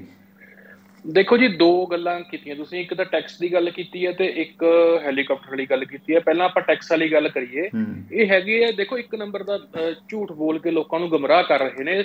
ਆਪਾਂ ਨੂੰ ਸਭ ਨੂੰ ਪਤਾ ਵੀ 2021 ਦੇ ਵਿੱਚ ਜਿਹੜਾ ਕੋਵਿਡ ਵਾਲਾ ਸੀਨ ਸੀਗਾ ਸਾਰਾ, ਮਤਲਬ ਦੋਨੇ ਸਾਲਾਂ ਦੇ ਵਿੱਚ ਬਹੁਤ ਜ਼ਿਆਦਾ ਰਿਹਾ ਤੇ ਲੋਕ ਪਰੇਸ਼ਾਨ ਵੀ ਰਹੇ ਆ, ਬਿਜ਼ਨਸ ਵੀ ਨਹੀਂ ਚੱਲੇ, ਟੈਕਸ ਵੀ ਬੜਾ ਘੱਟ ਇਕੱਠਾ ਹੋਇਆ। ਨੈਚੁਰਲ ਗੱਲ ਹੈ ਵੀ 2022 ਦੇ ਵਿੱਚ ਜੋ ਚੀਜ਼ਾਂ ਹੌਲੀ ਨਾਰਮਲ ਹੋਣ ਲੱਗੀਆਂ, ਲੋਕਾਂ ਦੇ ਬਿਜ਼ਨਸ ਚੱਲਣ ਲੱਗੇ ਤੇ ਟੈਕਸ ਵਧਣਾ ਹੀ ਸੀ। ਮੈਂ ਇਹ ਕੋਈ ਮਤਲਬ ਫੋਕਾ ਦਾਵਾ ਨਹੀਂ ਕਰ ਰਿਹਾ। ਇਹ ਸਾਰੇ ਬਿਜ਼ਨਸ ਦੇ ਵਿੱਚ ਜਦੋਂ ਰੈਵਨਿਊ ਵਧੂਗਾ, ਜਦੋਂ ਕਮਾਈ ਵਧੂਗੀ ਤੇ ਟੈਕਸ ਵਧੂਗਾ ਹੀ। ਕੋਵਿਡ ਦੇ ਦੌਰਾਨ ਸਾਰਿਆਂ ਨੂੰ ਹੀ ਘਾਟਾ ਪਿਆ ਸੀਗਾ। ਤੇ ਇਹ ਆਪਣਾ ਪੰਜਾਬ ਦਾ ਜਿਹੜਾ ਪੰਜਾਬ ਦਾ ਟੈਕਸ ਹੈਗਾ ਉਹ ਕਰੀਬ 22% ਵਧਿਆਗਾ ਪਿਛਲੀ ਸਤੰਬਰ ਨਾਲੋਂ। ਸਤੰਬਰ 2021 ਨਾਲੋਂ ਸਤੰਬਰ 2022 ਦੇ ਵਿੱਚ 22% ਵਧਿਆ। ਇਹ ਪੂਰੀ ਗੱਲ ਨਹੀਂ ਦੱਸਦੇ, ਇਹ ਸਿਰਫ ਮਤਲਬ ਵਿੱਤ ਮੰਤਰੀ ਨੂੰ ਇੱਕ ਵੀ ਪਤਾ ਨਹੀਂ ਵਿੱਤ ਮੰਤਰੀ ਨੇ ਕਿਹੜੀ ਜਾਦੂ ਦੀ ਛੜੀ ਘਮਾਤੀ ਕਿ ਉਹ 22% ਵੱਧ ਗਿਆ ਤੇ ਉਹਨੂੰ ਇੱਕ ਉਪਲਬਧੀ ਜਾਣ ਕੇ ਬਣਾ ਕੇ ਲੋਕਾਂ ਸਾਹਮਣੇ ਪੇਸ਼ ਕਰ ਰਹੇ ਆ। ਉਦਾਂ ਦਾ ਹੀ ਸਾਡਾ ਜਿਹੜਾ ਪ੍ਰਿੰਟ ਮੀਡੀਆ ਦੇ ਵਿੱਚ ਜਾਂ ਇਲੈਕਟ੍ਰੋਨਿਕ ਮੀਡੀਆ ਇੰਨੀਆਂ ਐਡ ਦੇ ਕੇ ਇਹਨਾਂ ਨੇ ਉਹ ਕੀਤਾ ਹੋਇਆ ਕਾਬੂ, ਤੇ ਉਦਾਂ ਹੀ ਉਹ ਛਾਪੀ ਜਾਂਦੇ ਨੇ, ਕੋਈ ਕ੍ਰੋਸ ਕੁਐਸਚਨ ਨਹੀਂ ਕਰਦਾ। ਤੇ ਜਦੋਂ ਮੈਂ ਉਹ ਸਾਰਾ ਇਹਨਾਂ ਦਾ ਪੋਰਟਲ ਖੋਲ ਕੇ ਦੇਖਿਆ, ਮੈਂ ਉਹਦੇ ਚ ਦੇਖਿਆ ਵੀ ਕਈ ਮਤਲਬ ਜਿੱਦਾਂ ਬਿਹਾਰ ਵਰਗੇ ਸੂਬੇ ਨੇ ਉਹਨਾਂ ਚ 64% ਤੱਕ ਵਧਿਆ ਹੋਇਆਗਾ ਜਿਹੜਾ GST ਕਲੈਕਸ਼ਨ ਹੈਗੀ। ਹੋਰ ਵੀ ਜਿੱਦਾਂ ਕਿਤੇ 35 ਯੂਪੀ ਦੇ ਵਿੱਚ 35 ਹੈ, ਹੋਰ ਵੀ ਮਤਲਬ ਬੜੇ ਸੂਬਿਆਂ ਦੇ ਵਿੱਚ ਹੈ ਜਿਹੜਾ 22 ਤੋਂ ਵੱਧ ਹੈਗਾ। ਪਰ ਉਹ ਸਾਫ਼ ਪਤਾ ਲੱਗਦਾ ਕੋਈ ਉਹਨਾਂ ਦੀ ਉਪਲਬਧੀ ਨਹੀਂ। ਉਹ ਇਹ ਹੈ ਵੀ ਜਿਹੜਾ ਪਿਛਲੀ ਵਾਰੀ ਜਿਹੜਾ ਘਾਟਾ ਪਿਆ ਸੀਗਾ ਕੋਵਿਡ ਦੇ ਕਰਕੇ, ਉਹ ਹੁਣ ਚੀਜ਼ਾਂ ਨਾਰਮਲ ਹੋਣ ਤੇ ਆ ਗਿਆ। ਇਹ ਲੋਕਾਂ ਨੂੰ ਇਹਨਾਂ ਨੇ ਐ ਨਹੀਂ ਦੱਸਿਆ ਵੀ ਸਾਡੇ ਕੋਲੇ ਉਸ ਕਰਕੇ ਕਲੈਕਸ਼ਨ ਵਧੀਆ। ਇਹ ਉਹਨੂੰ ਵੱਡੇ ਇਸ਼ਤਿਹਾਰਾਂ ਨਾਲ ਵੱਡੀ ਖਬਰਾਂ ਨਾਲ ਇਹ ਦਿਖਾਉਣ ਦੀ ਕੋਸ਼ਿਸ਼ ਕਰ ਰਹੇ ਆ ਵੀ ਅਸੀਂ ਕੋਈ ਆਮ ਆਦਮੀ ਪਾਰਟੀ ਨੇ ਇੱਥੇ ਆ ਕੇ ਕੋਈ ਵੱਡਾ ਅਸੀਂ ਕੀਤਾ ਹੈਗਾ ਤੇ ਉਹਦੇ ਕਰਕੇ ਸਾਡੇ ਕੋਲ ਟੈਕਸ ਕਲੈਕਸ਼ਨ ਵੱਧ ਗਈ। ਮੈਨੂੰ ਤੇ ਲੱਗਦਾ ਨਹੀਂ ਵੀ 6 ਮਹੀਨਿਆਂ ਦੇ ਵਿੱਚ ਇਹਨਾਂ ਨੇ ਕੁਝ ਇਹੋ ਜਿਹਾ ਕੀਤਾ ਜਾਂ ਕੋਈ ਵਿੱਤ ਮੰਤਰੀ ਦੀ ਕਾਰਗੁਜ਼ਾਰੀ ਬੜੀ ਵਧੀਆ ਹੈਗੀ। ਗੱਪ ਤੇ ਚੀਜ਼ਾਂ ਗੋਲ ਘੁਮਾਉਣ ਤੋਂ ਬਿਨਾਂ ਇਹਨਾਂ ਨੇ ਕੁਝ ਨਹੀਂ ਕੀਤਾ। ਉਹ ਮਤਲਬ ਕਰੀਬ ਮੇਰੇ ਹਿਸਾਬ ਨਾਲ 10-15 ਹਜ਼ਾਰ ਕਰੋੜ ਦਾ ਕਰਜ਼ਾ ਤੇ ਇਹ ਆਲਰੇਡੀ ਲੈ ਚੁੱਕੇ ਆ 4-5 ਮਹੀਨਿਆਂ ਦੇ ਵਿੱਚ। ਤੇ ਉਹਨੂੰ ਕਹਿ ਦਿੰਦੇ ਜੀ ਇਸ ਤਾਂ ਅਸੀਂ ਉੱਤੋਂ ਗੱਪ ਦੇਖੋ ਮਾਰਦੇ, ਇਸ ਤਾਂ ਮੋੜਦੇ ਵੀ ਆ ਜੀ ਅਖੇ। ਉਹ ਯਾਰ ਜਿਹੜੀ ਕਿਸ਼ਤ ਜਾਣੀ ਆ ਉਹ ਤੇ ਪਹਿਲਾਂ ਵੀ ਜਾਂਦੀ ਸੀ, ਹੁਣ ਵੀ ਜਾਂਦੀ ਹੈ। ਤੁਸੀਂ ਹੁਣ ਲੋਕਾਂ ਨੂੰ ਮੂਰਖ ਬਣਾਉਣ ਦੇ ਬਾਰੇ ਕਹੀ ਜਾਂਦੇ ਹੈਗੇ ਵੀ ਇਸ ਤਾਂ ਮੋੜਦੇ ਵੀ ਆ। ਜੇ ਮਤਲਬ ਉਹੀ ਗੱਲ ਹੈ ਵੀ ਹਰ ਇੱਕ ਚੀਜ਼ ਨੂੰ ਮੂਰਖ ਬਣਾਉਣਾ, ਹਰ ਇੱਕ ਚੀਜ਼ ਦੀ PR ਕਰਨੀ। ਇਸੇ ਤਰੀਕੇ ਪਹਿਲਾਂ ਕੀ ਗੱਲ ਹੋਇਆ ਸੀਗਾ ਤੁਹਾਡੇ ਯਾਦ ਹੋਣਾ, ਅਗਸਤ ਦੇ ਵਿੱਚ ਮੈਂ ਟਵਿੱਟਰ ਤੇ ਨਾ ਇੱਕ ਵੀਡੀਓ ਸ਼ੇਅਰ ਕੀਤੀ ਸੀ ਹਾਂਸੀ ਦੀ ਵੀਡੀਓ ਸ਼ੇਅਰ ਕੀਤੀ ਸੀ। ਉਹਦੇ ਚ ਹਾਂਸੀ ਦੇ ਵਿੱਚ ਜਿਹੜੇ ਆਪਣੇ ਹਰਿਆਣੇ ਦੇ ਜਿਹੜੇ ਉਪ ਮੁੱਖ ਮੰਤਰੀ ਨੇ ਦੁਸ਼ਯੰਤ ਚੌਟਾਲਾ, ਉਹ ਲੈਂਡ ਕੀਤੇ ਪੰਜਾਬ ਦੇ ਹੈਲੀਕਾਪਟਰ ਦੇ ਵਿੱਚ। ਹੁਣ ਪੰਜਾਬ ਕੋਲੇ ਕੋਈ ਬਾਹਲੇ ਹੈਲੀਕਾਪਟਰ ਤੇ ਹੈ ਨਹੀਂ, ਇੱਕੋ ਹੀ ਹੈ ਪਵਨ ਹੰਸ ਜਿਹੜਾ ਸੁਖਬੀਰ ਬਾਦਲ ਹੋਰਾਂ ਦੇ ਟੈਨਿਓਰ ਦੇ ਵਿੱਚ ਲਿਆ ਗਿਆ ਸੀਗਾ, ਪੀਲੇ ਤੇ ਨੀਲੇ ਰੰਗ ਦਾ। ਉਹ ਦੂਰੀ ਪਛਾਣ ਆ ਜਾਂਦੀ ਹੈ ਵੀ ਪੰਜਾਬ ਦਾ ਉੱਤੇ ਵੱਡਾ ਸਾਰਾ ਪੰਜਾਬ ਸਰਕਾਰ ਦਾ ਲੋਗੋ ਲੱਗਿਆ ਹੋਇਆ। ਤੇ ਉਹ ਮੈਂ ਦੇਖਿਆ ਯਾਰ ਵੀ ਇਹ ਆਪਣਾ ਸਟੇਟ ਦਾ ਹੈਲੀਕਾਪਟਰ ਕਿਵੇਂ ਲਈ ਫਿਰਦਾ ਹੈ। ਮਤਲਬ ਹਰਿਆਣੇ ਵਾਲਾ ਬੰਦਾ, ਹਰਿਆਣੇ ਦਾ ਡਿਪਟੀ CM, ਇਹ ਕੋਈ ਏਦਾਂ ਦੀ ਮੈਂ ਕੋਈ ਪਿਛਲੇ ਟਾਈਮ ਦੇ ਵਿੱਚ ਏਦਾਂ ਦੀ ਕੋਈ ਪਾਲਿਸੀ ਵੀ ਨਹੀਂ ਦੇਖੀ ਕਿ ਤੁਸੀਂ ਐਡੀ ਕੀਮਤੀ ਚੀਜ਼ ਇੱਕ ਦੂਜੇ ਨਾਲ ਸ਼ੇਅਰ ਕਰ ਲਓ, ਉਹ ਵੀ ਜਿਹਦੇ ਚ CM ਨੇ ਬੈਠਣਾ, ਸਿਕਿਉਰਿਟੀ ਲੈਪਸ, ਹੋਰ ਬੜੀਆਂ ਚੀਜ਼ਾਂ ਹੁੰਦੀਆਂ ਨੇ। ਕੋਈ ਗੱਲ ਹੋ ਜਾਏ, ਬਾਤ ਹੋ ਜਾਏ, ਬੜੀਆਂ ਮਤਲਬ। ਤੇ ਚਲੋ ਮੈਂ ਉਹ ਵੀਡੀਓ ਸ਼ੇਅਰ ਕੀਤੀ ਟਵਿੱਟਰ ਤੇ ਉਹ ਕਾਫੀ ਵਾਇਰਲ ਹੋਈ। ਤੇ ਉਸ ਤੋਂ ਬਾਅਦ ਕਾਫੀ ਮਤਲਬ ਆਪੋਜੀਸ਼ਨ ਨੇ ਵੀ ਸਵਾਲ ਕੀਤੇ ਆਮ ਆਦਮੀ ਪਾਰਟੀ ਨੂੰ, ਤੇ ਹੋਰ ਵੀ ਲੋਕਾਂ ਨੇ ਸਵਾਲ ਕੀਤੇ। ਮੀਡੀਆ ਦੇ ਵਿੱਚ ਵੀ ਬੜਾ ਹੋ ਗਿਆ ਟਵੀਟ ਵੀ ਇਹ ਕੌਣ, ਇਹ ਮਤਲਬ ਕਿਉਂ ਯੂਜ਼ ਕਰ ਰਿਹਾ ਹੈ ਦੁਸ਼ਯੰਤ ਚੌਟਾਲਾ। ਕਿਉਂਕਿ ਲੋਕਾਂ ਲਈ ਵੀ ਨਵੀਂ ਗੱਲ ਸੀ, ਮੇਰੇ ਲਈ ਵੀ ਨਵੀਂ ਗੱਲ ਸੀ ਵੀ ਇਹ ਏਦਾਂ ਕਿੱਦਾਂ ਹੋ ਸਕਦਾ। ਸਾਡੇ ਕੋਲ ਤਾਂ ਪਹਿਲਾਂ ਹੀ ਨਹੀਂ ਪੈਸੇ ਹੈਗੇ, ਨਾ ਸਾਡੇ ਕੋਲੇ ਕੋਈ 4-5 ਹੈਲੀਕਾਪਟਰ ਹੈਗੇ ਵੀ। ਫਿਰ ਇਹਨਾਂ ਨੇ ਫਿਰ ਉਹਨੂੰ ਪਾਲਿਸ਼ ਕੀਤਾ ਕਿ ਦੇਖੋ ਅਸੀਂ ਸੁਧਾਰ ਜਿਵੇਂ ਸੰਦ ਲੈ ਕੰਗ ਦਾ ਬਿਆਨ ਆਇਆ ਤੇ ਕਿਹੜੀ ਉਹਨਾਂ ਦੇ ਮੀਡੀਆ ਕੰਗ ਦਾ ਬਿਆਨ ਆਇਆ, ਬੜਾ ਮਤਲਬ ਖਿੱਚ ਕੇ ਉਹਨੇ ਬੜਾ ਗਲਤ ਵਰਡ ਜੇ ਵਰਤੇ ਕਿ ਤੁਸੀਂ ਏਦਾਂ ਝੂਠ ਬੋਲਦੇ ਹੋ, ਇਹ ਕਰਦੇ ਹੋ। ਪੰਜਾਬ ਤੇ ਇੱਕ ਮਤਲਬ ਕਹਿੰਦੇ ਹੁੰਦੇ ਜਿੱਦਾਂ ਵੀ ਪੰਜਾਬ ਤੇ ਹੋਰ ਸਟੇਟਾਂ ਦੇ ਨਾਲ ਇੱਕ ਇਹ ਹੈਲੀਕਾਪਟਰ ਸ਼ੇਅਰਿੰਗ ਦਾ ਕੋਈ ਐਗਰੀਮੈਂਟ ਹੋਇਆ ਜਿਹਦੇ ਤਹਿਤ ਉਹ ਸਾਡਾ ਉਹ ਪੰਜਾਬ ਦਾ ਜਿਹੜਾ ਹੈਲੀਕਾਪਟਰ ਲੈ ਕੇ ਗਿਆ। ਇਸੇ ਤਰੀਕੇ ਇੱਕ ਪੰਜਾਬੀ ਅਖਬਾਰ ਨੇ, ਚੰਗੇ ਅਖਬਾਰ ਨੇ, ਜਿਹੜੇ ਸ਼ਹਿਰੀ ਹਵਾਬਾਜ਼ੀ ਸਿਵਲ ਐਵੀਏਸ਼ਨ ਦੇ ਡਾਇਰੈਕਟਰ ਨੇ ਸੋਨਾਲੀ ਗਿਰੀ ਜੀ, ਉਹਨਾਂ ਤੋਂ ਵੀ ਪੁੱਛਿਆ ਕਿ ਕਿਸ ਤਰ੍ਹਾਂ ਲੈ ਕੇ ਗਏ ਸੀ। ਸੋਨਾਲੀ ਗਿਰੀ ਜੀ ਨੇ ਵੀ ਗੱਲ ਨੂੰ ਉਹੀ ਕੀਤਾ ਕਿ ਸਾਡਾ ਹੋਰ ਸਟੇਟਸ ਦੇ ਨਾਲ ਐਗਰੀਮੈਂਟ ਹੋਇਆ ਜਿਹਦੇ ਤਹਿਤ ਇਹ ਇੱਕ ਦੂਜੇ ਦਾ ਹੈਲੀਕਾਪਟਰ ਯੂਜ਼ ਕਰਦੇ, ਇਸੇ ਕਰਕੇ ਉਹ ਲੈ ਜਾਂਦੇ ਆ। ਪਰ ਮੈਨੂੰ ਉੱਥੋਂ ਪਤਾ ਲੱਗਿਆ ਸੀਗਾ ਵੀ ਇਹਨਾਂ ਦੀ ਕੋਈ ਆਪਸੀ ਅੱਟੀ ਸੱਟੀ ਚੱਲਦੀ ਪਈ ਹੈ ਦੁਸ਼ਯੰਤ ਚੌਟਾਲੇ ਨਾਲ, ਇਸੇ ਕਰਕੇ ਵਾਰ-ਵਾਰ ਇਕੱਲਾ ਉਹੀ ਲੈ ਕੇ ਜਾਂਦਾ। ਕਿਉਂਕਿ ਹੈਲੀਕਾਪਟਰ ਤਾਂ CM ਲਈ ਹੁੰਦੇ ਨਾ, ਡਿਪਟੀ CM ਲਈ ਨਹੀਂ ਹੁੰਦਾ। ਤੇ ਹੁਣ ਜਿਹੜਾ CM ਵਾਲਾ ਹੈਲੀਕਾਪਟਰ ਇਹਨਾਂ ਦਾ ਹਰਿਆਣੇ ਦਾ ਹੈਗਾ, ਉਹ ਆਪਣੇ ਖੱਟੜ ਸਾਹਿਬ ਯੂਜ਼ ਕਰਦੇ ਆ। ਤੇ ਇਹ ਉਹ ਮਤਲਬ ਇਹ ਇੱਕ ਫ੍ਰੀ ਦੀ ਸੇਵਾ ਲੈ ਰਿਹਾ। ਤੇ ਮੈਂ ਉਸ ਤੇ RTI ਪਾਈ ਸਿਵਲ ਐਵੀਏਸ਼ਨ ਨੂੰ। ਮੈਂ ਕਿਹਾ ਮੈਨੂੰ ਉਹ ਤੁਸੀਂ ਕਹਿੰਦੇ, ਮੈਂ ਕਿਹਾ ਚਲੋ ਵੀ ਤੁਸੀਂ ਕਿਹਾ ਵੀ ਐਗਰੀਮੈਂਟ ਹੋਇਆ, ਮੈਂ ਕਿਹਾ ਕੁਛ ਨਹੀਂ, ਮੈਨੂੰ ਐਗਰੀਮੈਂਟ ਦੀ ਕਾਪੀ ਦੇ ਦਿਓ। ਹੁਣ ਉੱਥੇ ਫਸ ਗਏ ਉਹ। ਹੁਣ ਐਗਰੀਮੈਂਟ ਜੇ ਹੋਇਆ ਹੋਊ ਤਾਂ ਕਾਪੀ ਦੇਣਗੇ। ਉਹ ਕਹਿੰਦੇ ਜੀ ਸਾਡੇ ਤਾਂ ਕੋਈ ਐਗਰੀਮੈਂਟ ਹੋਇਆ ਹੀ ਨਹੀਂ। ਇਹ ਕਹਿੰਦੇ ਐਗਰੀਮੈਂਟ ਹੋਇਆ ਨਹੀਂ ਤੇ ਜਿਹੜੇ ਇਹਨਾਂ ਦੇ ਚੀਫ ਸਪੋਕਸਪਰਸਨ ਨੇ ਕੰਗ ਸਾਹਿਬ, ਮਾਲਵਿੰਦਰ ਕੰਗ, ਉਹ ਕਹਿੰਦੇ ਵੀ ਐਗਰੀਮੈਂਟ ਹੋਇਆ ਤਾਂ ਲੈ ਕੇ ਗਿਆ। ਸੋਨਾਲੀ ਗਿਰੀ ਜਿਹੜੇ ਸ਼ਹਿਰੀ ਹਵਾਬਾਜ਼ੀ ਦੇ ਡਾਇਰੈਕਟਰ ਨੇ, ਉਹ ਕਹਿੰਦੇ ਵੀ ਐਗਰੀਮੈਂਟ ਹੋਇਆ ਤਾਂ ਲੈ ਕੇ ਗਿਆ। ਉਹਨਾਂ ਨੇ ਤਾਂ ਗੱਲ ਘੁਮਾਉਣੀ ਸੀ, ਘੁਮਾਤੀ। ਤੇ ਜਦੋਂ ਆਰਟੀ ਦਾ ਜਵਾਬ ਆਇਆ, ਤੇ ਮੈਂ ਕੱਲ ਵੀ ਫਿਰ ਉਸੇ ਗੱਲ ਤੇ ਨਸ਼ਰ ਕੀਤੀ ਗੱਲ ਇਹ ਸੋਸ਼ਲ ਮੀਡੀਆ ਤੇ ਵੀ, ਮੀਡੀਆ ਦੇ ਵਿੱਚ ਵੀ, ਕਿ ਇਹ ਏਦਾਂ ਕਿਉਂ ਝੂਠ ਬੋਲਿਆ। ਪੰਜਾਬ ਦੇ ਲੋਕਾਂ ਨੂੰ ਮੀਡੀਆ ਤੱਕ ਦੇ ਵਿੱਚ ਗੁੰਮਰਾਹ ਕਰੀ ਜਾਂਦੇ ਆ, ਸਿਰਫ ਇੱਕ ਗੱਲ ਨੂੰ ਲੁਕਾਉਣ ਲਈ ਕਿ ਅਸੀਂ ਰਾਜਨੀਤਿਕ ਫਾਇਦੇ ਲਈ ਚੌਟਾਲੇ ਨੂੰ, ਦੁਸ਼ਯੰਤ ਚੌਟਾਲੇ ਨੂੰ ਅਸੀਂ ਜਿਹੜਾ ਹੈਲੀਕਾਪਟਰ ਦੇ ਰਹੇ ਹਾਂ। ਜਿਹੜੀ ਖਬਰ ਆਈ ਸੀ ਉਹ ਇਹੀ ਆਈ ਸੀ ਕਿ ਹੋ ਸਕਦਾ ਹੈ ਕਿ ਹਰਿਆਣੇ ਦੇ ਵਿੱਚ ਇਹਨਾਂ ਦਾ ਅੱਗੇ ਜਾ ਕੇ ਕੋਈ ਗੱਠਜੋੜ ਹੋਵੇ ਜਾਂ ਕੋਈ ਰਾਜਨੀਤਿਕ ਫਾਇਦਾ ਇੱਕ ਦੂਜੇ ਤੋਂ ਲੈਣ। ਇਸੇ ਕਰਕੇ ਉਸੇ ਯਾਰੀ ਦੋਸਤੀ ਦੇ ਅੰਡਰ ਇਹ ਉਹ ਮਤਲਬ ਸਟੇਟ ਦੇ ਉਸੇ ਰਾਜਨੀਤਿਕ ਫਾਇਦੇ ਲਈ ਸਟੇਟ ਦੇ ਜਿਹੜੇ ਰਿਸੋਰਸਿਸ ਨੇ, ਬੜੇ ਥੋੜੇ ਰਿਸੋਰਸਿਸ ਜਿਹੜੇ ਬਚੇ ਹੋਏ ਨੇ, ਉਹਨਾਂ ਨੂੰ ਫ੍ਰੀ ਦੇ ਵਿੱਚ ਵਰਤਣ ਲਈ ਦਿੱਤੇ ਜਾ ਰਹੇ ਨੇ। ਜਦੋਂ ਕਿ ਇੱਕ ਦਿਨ ਦਾ ਹੈਲੀਕਾਪਟਰ ਦਾ ਕਿਰਾਇਆ ਲੱਖਾਂ ਦੇ ਵਿੱਚ ਹੈ, ਤੇ ਉਹਦਾ ਫਿਊਲ ਹੈ, ਕੰਜ਼ੰਪਸ਼ਨ ਹੈ, ਸਾਰਾ ਕੁਛ ਹੀ ਹੈ। ਇੱਕ ਪੂਰਾ ਡਿਪਾਰਟਮੈਂਟ ਹੈ ਜਿਹੜਾ ਸਿਵਲ ਐਵੀਏਸ਼ਨ, ਉਹ ਪੂਰਾ ਇੱਕ ਡਿਪਾਰਟਮੈਂਟ ਇੱਕੋ ਹੀ ਹੈਲੀਕਾਪਟਰ ਸਾਂਭਦਾ। ਤੇ ਪੂਰਾ ਮਤਲਬ ਇਸੇ ਤਰੀਕੇ ਫ੍ਰੀ ਦੇ ਵਿੱਚ ਉਹਨੂੰ ਫੜਾ ਦਿੱਤਾ, ਤੇ ਕੋਈ ਉਹਦੇ ਤੋਂ ਮੈਨੂੰ ਪਤਾ ਲੱਗਿਆ ਵੀ ਕੋਈ ਉਹ ਤੋਂ ਖਰਚਾ ਨਹੀਂ ਲਿਆ, ਕੁਛ ਨਹੀਂ ਲਿਆ। ਮਤਲਬ ਇਸ ਤਰੀਕੇ ਨਾਲ ਪੰਜਾਬ ਦੇ ਰਿਸੋਰਸਿਸ ਆਪਣੇ ਪੋਲੀਟੀਕਲ ਗੇਨਸ ਦੇ ਲਈ ਇਹਨਾਂ ਨੇ ਮਤਲਬ ਉਹ ਕੀਤੇ ਆ। ਤੇ ਕੱਲ ਫਿਰ ਆਪੋਜੀਸ਼ਨ ਨੇ ਦੁਬਾਰਾ ਸਵਾਲ ਪੁੱਛੇ ਵੀ ਕਿਉਂ ਨਹੀਂ ਤੁਸੀਂ ਮਤਲਬ ਝੂਠ ਬੋਲਿਆ, ਕਿਉਂ ਤੁਸੀਂ ਪਹਿਲਾਂ ਲੋਕਾਂ ਨੂੰ ਗੁੰਮਰਾਹ ਕੀਤਾ, ਫਿਰ ਚੁੱਪ ਕਰ ਗਏ। ਫਿਰ ਤੁਹਾਨੂੰ ਪਤਾ ਹੀ ਹੈ ਵੀ ਆਮ ਆਦਮੀ ਪਾਰਟੀ ਜੋ ਫੜੇ ਜਾਂਦੇ ਆ, ਫਿਰ ਜਮਾਂ ਗੁੰਗੇ ਬੋਲੇ ਹੋ ਜਾਂਦੇ ਵੀ ਸਾਨੂੰ ਤਾਂ ਜਿਵੇਂ ਕੋਈ ਸੁਣਦਾ ਹੀ ਨਹੀਂਗਾ। ਵੈਸੇ ਭੱਜ ਕੇ ਨਿੱਕੀ ਗੱਲ ਤੇ ਲੋਕਾਂ ਨੂੰ ਟਵੀਟ ਉਹਦੇ 'ਚ ਤਾਂ ਦੇਖੋ ਸੋਨਾਲੀ ਗਿਰੀ ਮੀਡੀਆ ਇੰਚਾਰਜ ਹੈ, ਮਲਵਿੰਦਰ ਕੰਗ ਮੀਡੀਆ ਇੰਚਾਰਜ ਨੇ, ਭਾਜਪਾ ਚੋਂ ਆਏ ਨੇ। ਨਹੀਂ, Sonali Giri aviation director office IAS officer, ਹਾਂ, ਉਹਨਾਂ ਦੀ ਸਟੇਟਮੈਂਟ ਆਫੀਸ਼ੀਅਲ ਸਟੇਟਮੈਂਟ ਆ। ਪਰ ਆਰਟੀ ਦੇ ਵਿੱਚ ਖੁਲਾਸਾ ਹੋ ਗਿਆ। ਇੱਕ ਤਾਂ ਇਹ ਦੱਸੋ ਕਿ ਆਰਟੀ ਪ੍ਰੋਸੈਸ ਨੂੰ ਵੀ ਇਹਨਾਂ ਨੇ ਬੜਾ ਮਤਲਬ ਪਿੱਛੇ ਸੁੱਟ ਦਿੱਤਾ। ਇਸ ਵਕਤ ਕਿੰਨੇ ਕੁ ਆਰਟੀ ਕਾਰਜਕਰਤਾ ਕੰਮ ਕਰਦੇ ਨੇ? ਜਿਹੜੇ ਪਹਿਲਾਂ ਕਰਦੇ ਸੀ ਉਹ ਸਾਰੇ ਸਾਇਲੈਂਟ ਹੋ ਗਏ ਨੇ। ਕਾਰਨ ਕੀ ਹੈ? ਸਿਰਫ ਤੁਹਾਡੀ ਆਰਟੀਆਈ ਸਾਹਮਣੇ ਆਉਂਦੀਆਂ ਨੇ, ਪੋਲੀਟੀਕਲ ਪਾਰਟੀਆਂ ਵੀ ਆਰਟੀਆਈਜ਼ ਨਹੀਂ ਪਾਉਂਦੀਆਂ, ਤੁਸੀਂ ਲੋਕ ਕਰਦੇ ਹੋ, ਵਿਸਲ ਬਲੋਰ ਦਾ ਕੰਮ ਕਰਦੇ ਹੋ। ਤੇ ਹੁਣ ਜਿਸ ਤਰ੍ਹਾਂ ਦਾ ਇਹ ਸਿਲਸਿਲਾ ਤੁਸੀਂ ਵੇਖੋ ਕਿ ਹਰਿਆਣਾ 'ਚ ਜਿਹੜੀ ਜਿਮਨੀ ਚੋਣ ਹੋਈ ਹੈ, ਖਾਲੀ ਹੋਈ ਸੀ ਸੀਟ, ਉੱਥੇ ਇਹਨਾਂ ਨੇ ਆਦਮਪੁਰ ਦੇ ਬੇਟੇ ਸਤਿੰਦਰ ਸਿੰਘ ਨੂੰ ਖੜਾ ਕਰ ਦਿੱਤਾ। ਤੇ ਉਧਰੋਂ ਕੁਲਦੀਪ ਬਿਸ਼ਨੋਈ ਨੇ ਜਿਹੜੇ ਜਨ ਕਾਂਗਰਸ, ਫਿਰ ਕਾਂਗਰਸ 'ਚ ਆਏ, ਹੁਣ ਕਾਂਗਰਸ ਛੱਡ ਕੇ ਉਹ ਭਾਜਪਾ 'ਚ ਆਏ। ਤੇ ਇੱਧਰੋਂ ਸਤਿੰਦਰ ਸਿੰਘ ਨੇ ਜਿਹੜੇ ਉਹ ਉਤਰੇ ਨੇ। 3 ਨਵੰਬਰ ਨੂੰ ਉੱਥੇ ਚੋਣਾਂ ਹੋਣੀਆਂ ਨੇ, 30 ਅਕਤੂਬਰ ਨੂੰ ਉਸ ਤੋਂ ਪਹਿਲਾਂ 10 ਜ਼ਿਲ੍ਹਿਆਂ ਦੇ ਵਿੱਚ ਚੋਣਾਂ ਹੋਣੀਆਂ ਨੇ ਹਰਿਆਣਾ ਦੇ ਵਿੱਚ, ਪੰਚਾਇਤਾਂ ਦੀਆਂ 12 ਜ਼ਿਲ੍ਹਿਆਂ ਦੀਆਂ ਬਾਅਦ 'ਚ ਹੋਣੀਆਂ ਨੇ। ਹੁਣ ਤਾਂ ਮੈਨੂੰ ਲੱਗਦਾ ਕਿ ਵਿਆਹ ਜੋਗੇ ਦੇ ਅਤੇ ਰਾੜ ਭੋਗੇ ਦੇ ਇਸ ਹਿਸਾਬ ਨਾਲ ਤਾਂ ਫਿਰ ਹਰਿਆਣੇ ਦੀਆਂ ਚੋਣਾਂ ਦਾ ਖਰਚਾ ਪ੍ਰਚਾਰ ਤਾਂ ਪੰਜਾਬ ਦੇ ਸਿਰ ਤੋਂ ਹੀ ਜਾਣਾ। ਅਤੇ ਸਾਡੇ ਵਾਲਾ ਚੌਪਰ ਵੀ ਸ਼ਾਇਦ ਪਤਾ ਨਹੀਂ ਕਿਸ ਆੜ 'ਚ ਦਿੱਤਾ ਜਾਂਦਾ ਹੋਵੇ। ਸੋ ਇਸ ਸਿਲਸਿਲੇ ਵਿੱਚ ਤੁਸੀਂ ਵੇਖੋ ਕਿ ਜਿਵੇਂ ਤੁਸੀਂ ਆਰਟੀ ਕਾਰਜਕਰਤਾ ਹੋ, ਕਿੰਨੀਆਂ ਕੁ ਸਮੱਸਿਆਵਾਂ ਪਰਸਨਲ ਤੌਰ 'ਤੇ ਨੇ, ਜਾਂ ਕਿੰਨੇ ਕੁ ਲੋਕ ਹੋਰ ਕੰਮ ਕਰਦੇ ਨੇ, ਉਸ ਪ੍ਰੋਸੈਸ ਨੂੰ ਵੀ ਇਹਨਾਂ ਨੇ ਬਹੁਤ ਡਿਲੇ ਕੀਤਾ। ਕੁਛ ਅਹਿਮਦਗੜ੍ਹ ਤੋਂ ਸਾਡੇ ਸਰੋਤੇ ਦੱਸਦੇ ਆ, ਅਹਿਮਦ ਅੰਸਾਰੀ ਜਾਂ ਹੋਰਾਂ ਨੇ ਵੀ ਆਰਟੀ ਪਾਈਆਂ, ਬਹੁਤ ਪਰੇਸ਼ਾਨ ਕਰਦੇ ਆ, ਦਿੰਦੇ ਹੀ ਕੁਛ ਨਹੀਂ, ਜਵਾਬ ਨਹੀਂ ਦੇ ਰਹੇ। ਆਰਟੀ ਸਿਸਟਮ ਨੂੰ ਖੁੰਡਾ ਕਰ ਰੱਖਿਆ। ਬਹੁਤ ਵਧੀਆ ਇਹ ਟੂਲ ਹੈ।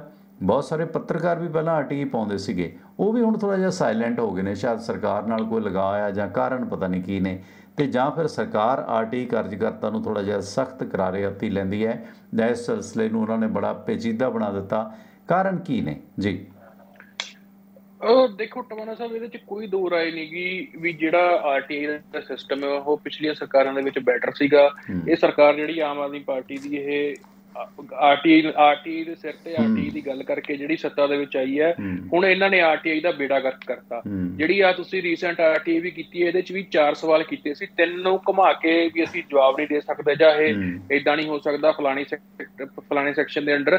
ਉਹ 3 ਦਾ ਜਵਾਬ ਦੇਣੋਂ ਮੁੱਕਰ ਕੇ ਸਿਰਫ 1 ਦਾ ਦਿੱਤਾ। ਉਸੇ 'ਚ ਹੀ ਫਸਿਆ ਥੋੜਾ ਜਿਹਾ। ਤੇ ਉਹ ਜਿਹੜੇ 3 ਹੈਗੇ ਉਹਦੇ ਲਈ ਵੀ ਮੈਂ ਅਪੀਲ ਫਾਈਲ ਕੀਤੀ ਆ, ਤੇ ਉਹ ਵੀ ਆਪਾਂ ਜਵਾਬ ਲਵਾਂਗੇ। ਪਰ ਗੱਲ ਉਹੀ ਹੈ ਵੀ ਜਦੋਂ ਇੱਕ ਆਰਟੀ 30 ਦਿਨਾਂ ਦੇ ਵਿੱਚ ਤੇ ਕੋਈ ਜਵਾਬ ਆਉਂਦਾ ਹੀ ਨਹੀਂ, ਤੇ ਉਸ ਤੋਂ ਬਾਅਦ ਜਿਹੜਾ 30 ਦਿਨਾਂ ਦਾ ਸਮਾਂ ਹੁੰਦਾ, ਉਸ ਤੋਂ ਬਾਅਦ ਜਿਹੜੇ ਅੱਗੇ ਪਹਿਲੀ ਅਪੀਲ ਪਾਉਣੇ ਆ, ਉਸ ਤੋਂ ਬਾਅਦ 45 ਦਿਨ ਦਾ ਸਮਾਂ ਹੁੰਦਾ। ਮਤਲਬ ਤੁਸੀਂ ਲਾ ਲਓ ਵੀ 75 ਦਿਨ ਤੱਕ ਤੇ ਗਿਆ ਕੰਮ। ਤੇ ਉਸ ਤੋਂ ਬਾਅਦ ਜਦੋਂ ਫਿਰ ਆਪਾਂ ਦੂਜੀ ਅਪੀਲ ਪਾਉਣੇ ਆ ਕਮਿਸ਼ਨ ਦੇ ਵਿੱਚ, ਉਹਦੇ 'ਚ ਮਹੀਨਾ ਉਹਦੀ ਡੇਟ ਆਉਣ ਤੇ ਆ ਜਾਂਦਾ, ਮਹੀਨਾ ਅੱਗੇ। ਇਸ ਕਰਕੇ ਮਤਲਬ ਉਹ ਮੋਟਾ 4-5 ਮਹੀਨਿਆਂ ਤੇ ਜਾ ਪੈਂਦੀ ਹੈ ਗੱਲ, ਜੇ ਕੋਈ ਆਪਾਂ ਜੇ ਕੋਈ ਕਮਿਸ਼ਨ ਦੇ ਵਿੱਚ ਜਾ ਕੇ ਦੂਜੀ ਅਪੀਲ ਤੇ ਵੀ ਮਿਲ ਜਾਏ। ਆਰਟੀ ਦਾ ਤਾਂ ਜਮੀ ਬੇੜਾ ਗਰਕ ਕਰਤਾ।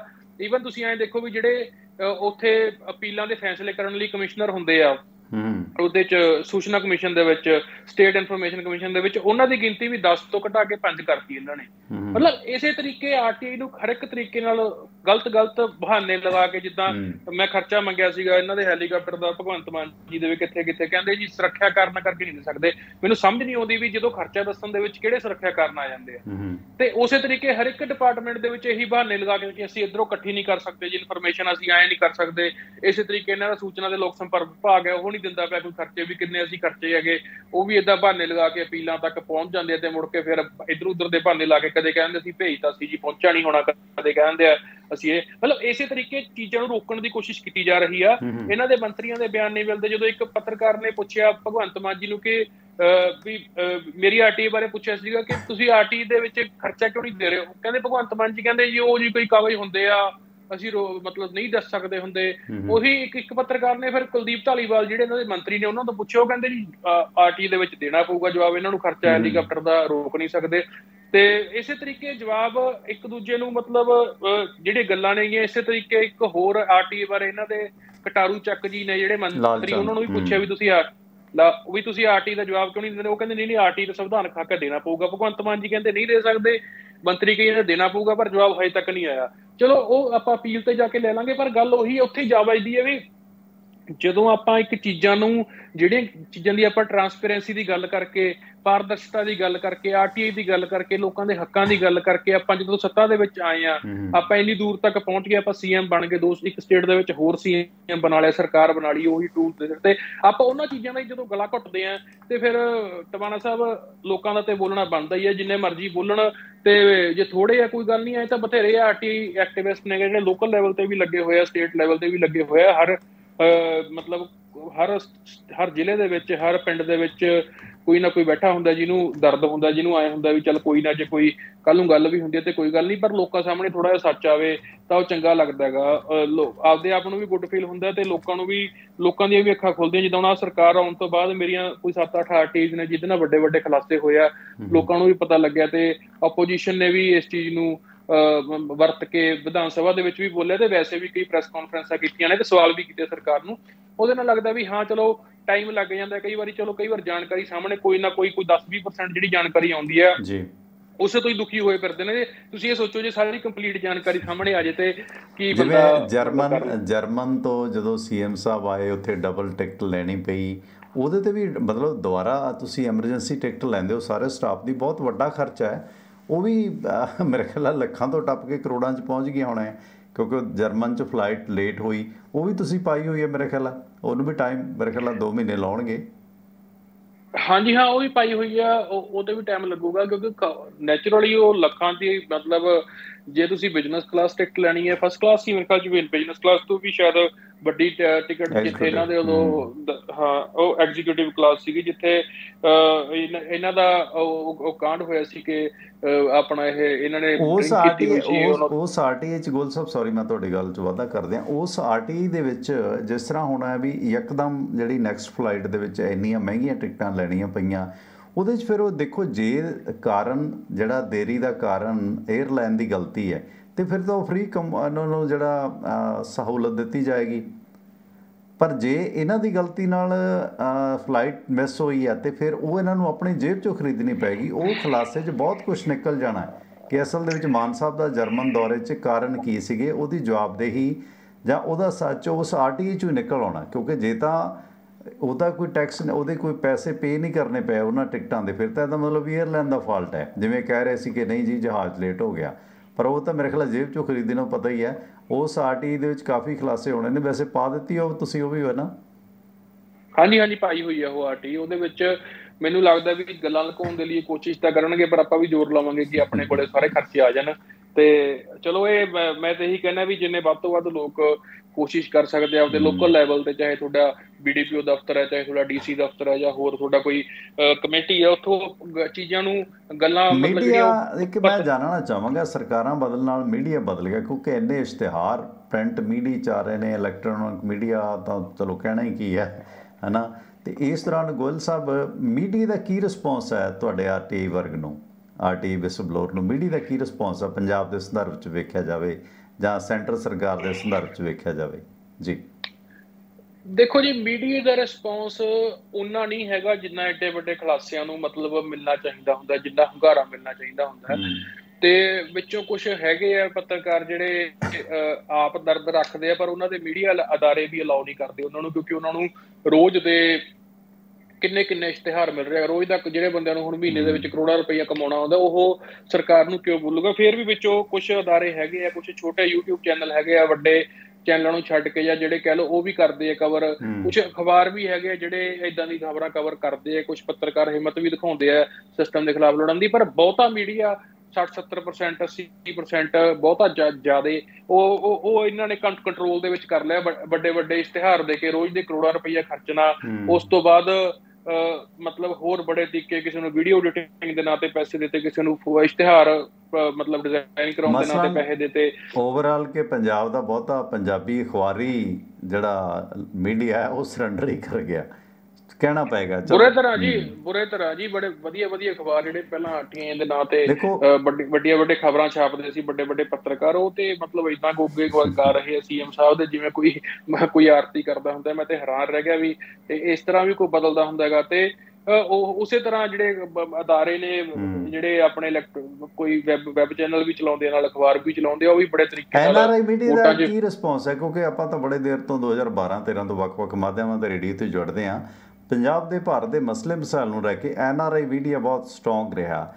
ਜੇ ਦੇਖੋ ਤੁਹਾਡੀਆਂ RTI ਦੇ ਵਿੱਚ ਇਹ ਨਹੀਂ ਕਿ ਕੋਈ ਤੁਹਾਡੇ ਤੇ ਕੋਈ ਕੇਸ ਪੈ ਜੇ, ਕਿਉਂਕਿ ਇਹ ਅਥੈਂਟਿਸਿਟੀ ਹੈ ਇਹਨਾਂ ਦੇ ਵਿੱਚ ਫਿਗਰ ਤੇ ਫੈਕਟ ਨੇ, ਹੂਬਹੂ ਛਾਪ ਦੇ, ਕੋਈ ਦਿੱਕਤ ਨਹੀਂ ਹੈ। ਬੈਠੇ ਬਿਠਾਇਆਂ ਨੂੰ ਤੁਹਾਨੂੰ ਐਡੀ ਖਬਰ ਦੇ ਦਿੰਦੀ ਹੈ ਫਿਗਰ ਤੇ ਫੈਕਟ ਵਾਲੀ। ਤੇ NRI ਜਾਂ ਪੰਜਾਬ ਤੋਂ ਬਾਹਰ ਚੱਲਦਾ ਜਿਹੜਾ ਮੀਡੀਆ, ਬਹੁਤੇ ਠੰਡੇ ਮੁਲਕਾਂ ਦੇ ਨੇ, ਉਹਨਾਂ ਨੂੰ ਜ਼ੁਕਾਮ ਬਹੁਤਿਆਂ ਨੂੰ ਹੋ ਗਿਆ। ਜ਼ੁਕਾਮੀਆ ਪੱਤਰਕਾਰੀ ਵਾਹਵਾ ਵੱਡੇ ਕਰਦੇ ਨੇ, ਆਪਣੇ ਆਪ ਨੂੰ ਧੁਰੰਤਰ ਪੱਤਰਕਾਰ ਜਲੰਧਰ ਦੇ ਜਾਂ ਹੋਰ ਅਖਵਾਉਂਦੇ। ਉਹ ਵੱਡੇ ਅਦਾਰੇ, ਇਲੈਕਟ੍ਰੋਨਿਕ ਮੀਡੀਆ ਦੇ ਵੱਡੇ ਅਦਾਰੇ ਵੀ ਸਰੈਂਡਰ ਕਰ ਗਏ ਨੇ। ਕਿਵੇਂ ਕਿ ਤੁਹਾਡੀ ਰਿਪੋਰਟਿੰਗ ਨੂੰ ਕੀ ਰਿਸਪੌਂਸ ਦਿੰਦੇ ਨੇ ਉਹ?